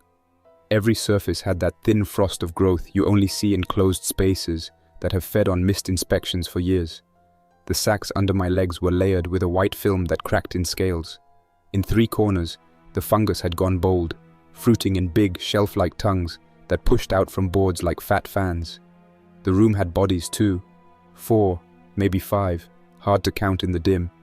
Not fresh, not bones. That in-between stage where clothes hold shape and the rest is a dry puzzle. 2 sat slumped against a wall, where a pipe leaked in a steady hiss that might have saved me on a different day. The hiss should have smeared the sound. It didn't matter. When my boot hit those sacks and the film breathed, every drifting particle in that air had a mission. I tucked my chin, pinched my mask harder to my face, and went still. No cough, no curse. Just stillness and the count I used to get my thinking back. 1, 2, skip. 4, long pause. 1 again. Wrong on purpose. Bad math that breaks the brain's drum. I reached for my pocket where I keep the little bottle of hypertonic saline for eye and nose. Knocked it out of my own hand, then found it with my foot and dragged it back. I knew better than to flood anything. You don't open doors for guests. I dripped 2 drops at the rim of one nostril, then tilted until gravity ran them out and dried the skin with the clean inside of my sleeve. I did the same to the other side. I didn't swallow. I tasted coin and fake grape anyway. Climbing out meant trusting the same kind of wood that had given up. The ceiling above me framed a jagged mouth. The door I'd used leaned at an angle, one hinge twisted. I tested the walls with the bar and found cinder block wrapped in vinyl. The bar bit the mortar enough to make steps if I set my feet right. I made a ladder out of stabs and a prayer I refused to say out loud because this place would have turned it into a chant. Every move smeared dust. Every smear made the air glitter in the headlamp. I could feel the mask pulling harder, the straps straining, one clip chewing my ear. The bar slipped once, and I ate a mouthful of my own fear. Then, the blade found a seam. The cinder block held, and I got a knee into the hole and rolled onto the good part of the ramp like a man climbing a pool edge. I didn't need to see more. I crawled on elbows and thighs to the door, pulled my body through, and slithered down the hallway until concrete felt solid under my palms. I ripped the mask off. Not smart, but I needed to breathe, and spat what tasted like boiled pennies. I wiped my face with dry cloth, and then again with a cloth wetted from my bottle, then fanned my cheeks and lips until the air stung, and the skin felt like paper. I scraped my boots with a card edge, and banged them against a copper strip I'd brought for doors. You do what you can when you're late. Back at the school, I didn't walk inside like a hero home from a hunt. I stopped at the hotline and yelled once, single word, not a sentence, so they knew it was me. Rosa came to the door with a respirator on, and eyes that told me she'd seen this movie. She laid a pan on the concrete, and I dropped everything metal in it so she could slide it under the UV window without letting any of us glow. I stood in the afternoon sun like a stubborn dog and peeled my outer clothes off in layers, each layer turned inside out and bagged, each bag sealed and hung on a copper hook above the dry bin. She handed me water and I swished and spit, then did it again till the taste left. We don't trust miracles, we trust procedure. Then I felt it. Not a voice like a radio, not words at first. The sense you get when a train approaches behind you on a platform, the part of your body that lines itself to a rhythm before your head even thinks the thought. My tongue wanted to rest against my teeth in a way I know too well, the mouth posture the film favors when it turns your throat into a flute. I chewed the inside of my cheek until pain shoved the habit away. That worked for a minute. Then it came back, polite as a clerk asking for a signature. I went upstairs alone, my call, not theirs, and shut the mezzanine door with that soft kiss we built into the latch. I taped the seams, kicked my bedroll into the roof corner where breeze makes dust run away from me, and sat on the floor with my back against the bus bar like a man hugging a radiator in winter. The school sounded wrong. Every little machine I had spent weeks smothering seemed to have found a cousin in my head. I could pick out 2 lines, the old faithful hum outside in the world, and a faint private metronome whispering that the room would love a beat if I'd just help it. When it did turn into words, they weren't dramatic. No prophecy, no satanic chorus, just housekeeping from some forgotten update. Hold, breathe, pause on 3. The same kind of soft command the app used to give before sleep, dressed in a tone you trust because the tone worked before. My jaw flexed. My mouth almost shaped a note. Not because I was weak, but because this body is primed to be helpful and sound is a kind of help we offer without thinking. I shoved 2 foam plugs so deep my fingers ached and clamped muffs over them. The voice didn't get louder. It didn't need air. It kept calling for order like a janitor sweeping a gym floor into rows. I don't want to scare you into ritual or make you think there's a demon in every dust mote. This is biology and bad engineering riding the same bus. Heavy exposure sends spores to places masks don't cover if you move wrong after a fall. The gate opens if you give it tone. Once inside, the chemistry turns suggestion into a slope. The slope is shallow at first. It can be walked up if you catch yourself early. I caught myself early. That doesn't make me a hero. It makes me a man with a stack of habits he can cling to for one more day. I ran the protocol. I stayed outdoors for the first half hour after return, because sun and dry air punish anything that landed on skin and gear. I scrubbed my exposed skin with soap and water, then dried the same spots till they protested. I irrigated 2 shallow scrapes with a squeeze bottle till the water ran clean. I held a clean cloth over my mouth and hummed nothing, then stopped, because even the shape of that word is a trap tonight. I didn't eat. You don't feed a guest you hope will leave. I did drink, small sips, irregular times, because dehydration is its own butcher. Then I started the tests I give other people when I think rhythm has got its fingers under their nails. Say the alphabet backwards with mistakes. List 5 apples that aren't apples, the kind of childish task that keeps your mouth from falling into marching. Recite addresses in the wrong order. Pick up the small nut and bolt chain and thread 2, then 3, then none, while your other hand taps a coin twice, then not at all, then once long. It looks like a nervous tick. It's medicine. I made a quarantine plan with Rosa through the door. No big speeches, just rules. I would sleep in the roof corner with the hatch open a finger and a fan moving air out, not in. No one would come up unless we had wind from the north that stamped the flag straight. I would not handle food prep or touch common tools for 48 hours. If my voice, on radio or off, settled into a clean rhythm, she would throw the cutout switch to the roof breaker and wire the hatch shut from below. If I yelled my own name like a man begging for help, she would not open. She would let me sit in the dry air and talk to copper until my throat got bored. We agreed with no squeeze of hands and no long look. That kind of thing turns into a ceremony the fungus can use. You're wondering how bad it is. Here's the truth. I feel fine until a small pattern asks for attention. The tick of a beetle in the ceiling paint nearly walked me to my feet before I flicked it off with a rag.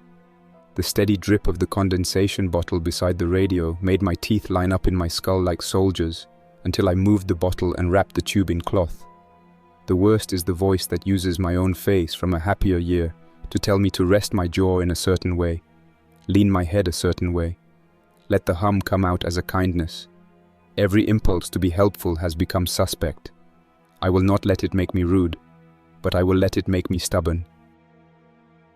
I know what you really want to ask. Am I infected now, in the way that counts? I cannot answer you with numbers. There isn't a test strip for this. What I can tell you is that I can still choose. The slope isn't steep yet. If I make it through the night without adding my voice to the air, it will be because I chose 100 small noises that refuse to be a song. The fungus loves the easy path. I'm laying gravel in the road. Here's the part that serves you, not my conscience. Don't do basements unless you place eyes on joists and carry a line around your waist anchored to a door that won't betray you. Don't cross ramps without a pole to test each foot and a second path that doesn't make a drum out of particle board. Don't step on sacks that have had time to learn your weight. Any closed room with old food will be a temple by now. If you go in, keep your mask dry and tight, and have a plan for what you'll do if gravity decides you're the joke. That plan should include not shouting and not praying in a cadence. If you do get a face full of old bloom, you don't panic. You keep still. You control air with your own stubbornness. You seal what you can, and you get out quick without feeding the rhythm. Once outside, you use sun and air and time like medicine. Then you decon like a boring pro. You make your people stand back and hate you for an hour if they must. It's better than the other thing. If you taste metal, you don't scream about it.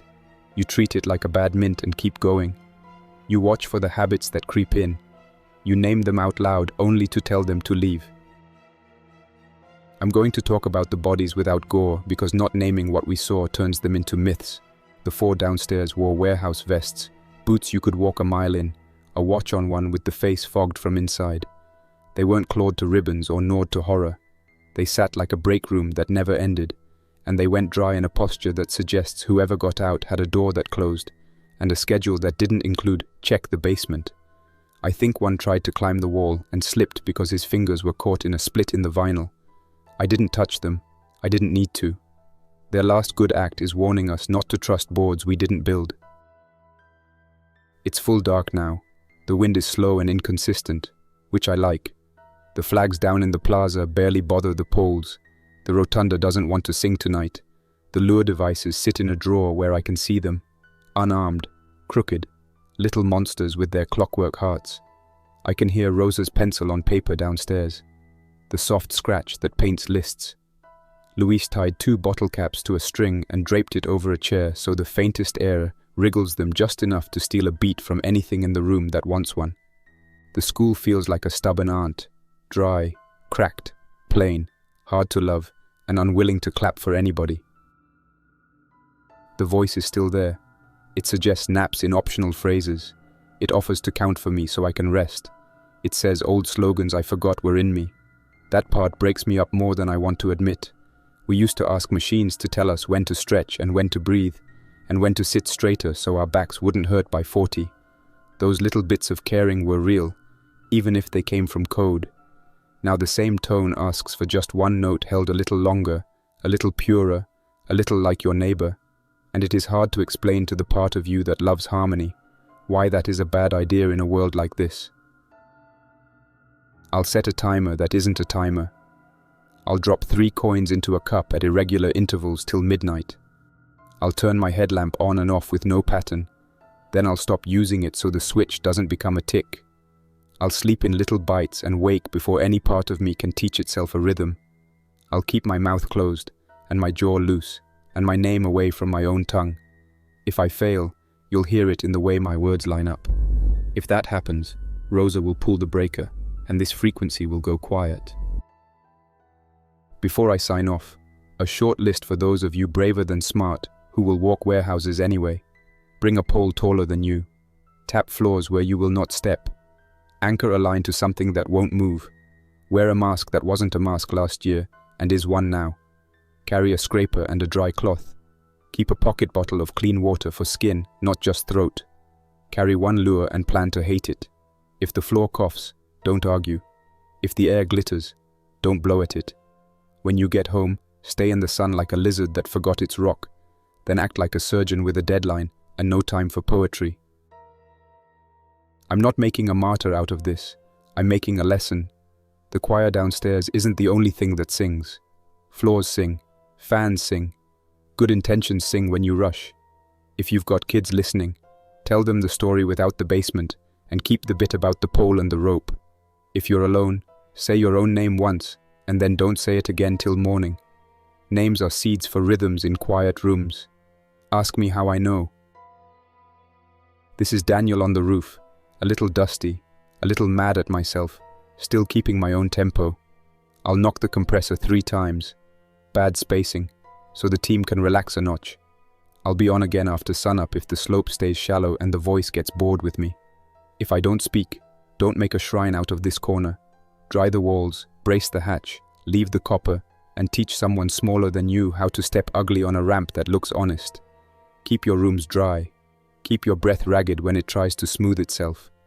Don't let a floor write your name into its song. I didn't think I'd still be alive to make this one. Not really. The last few nights have been slow and quiet, which is sometimes worse.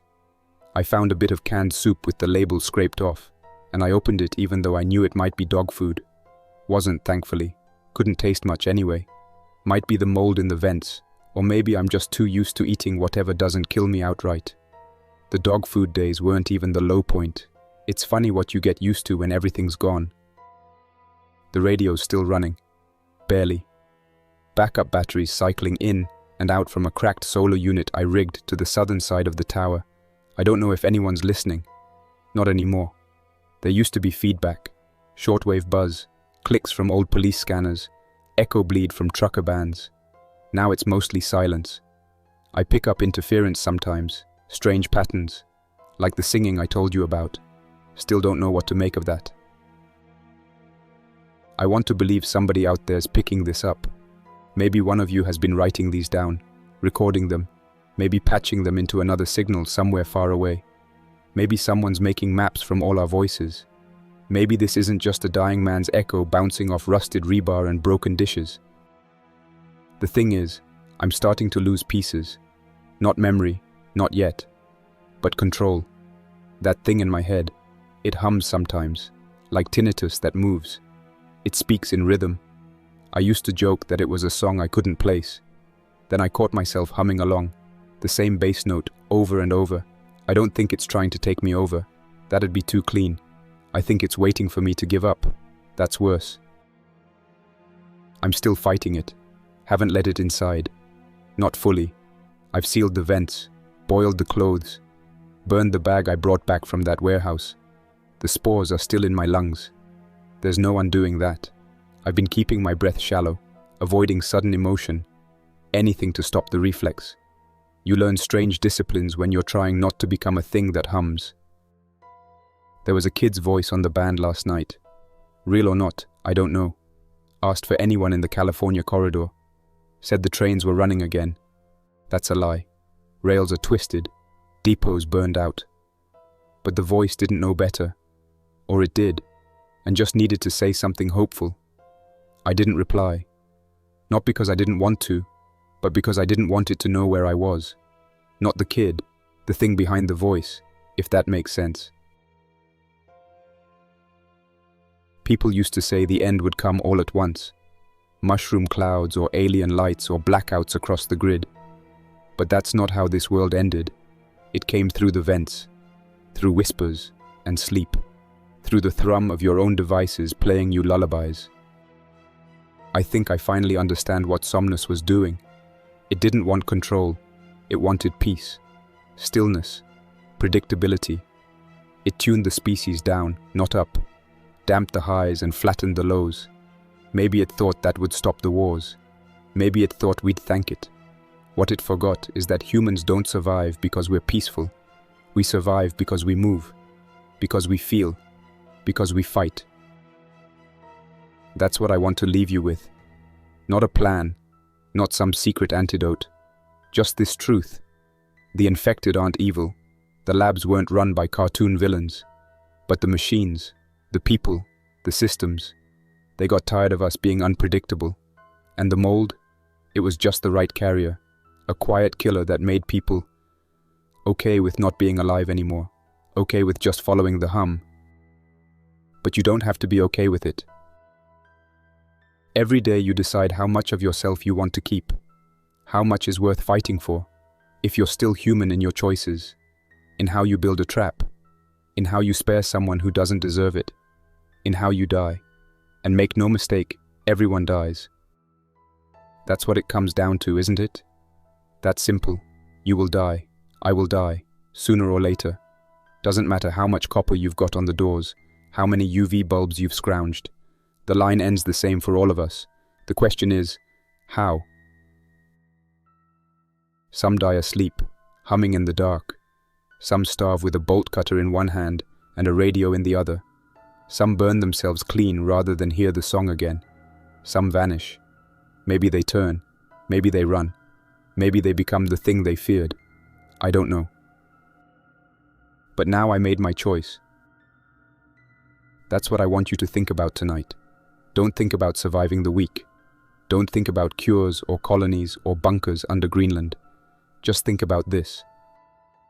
How do you want to go? How do you want to end? Because that's the only choice that matters anymore.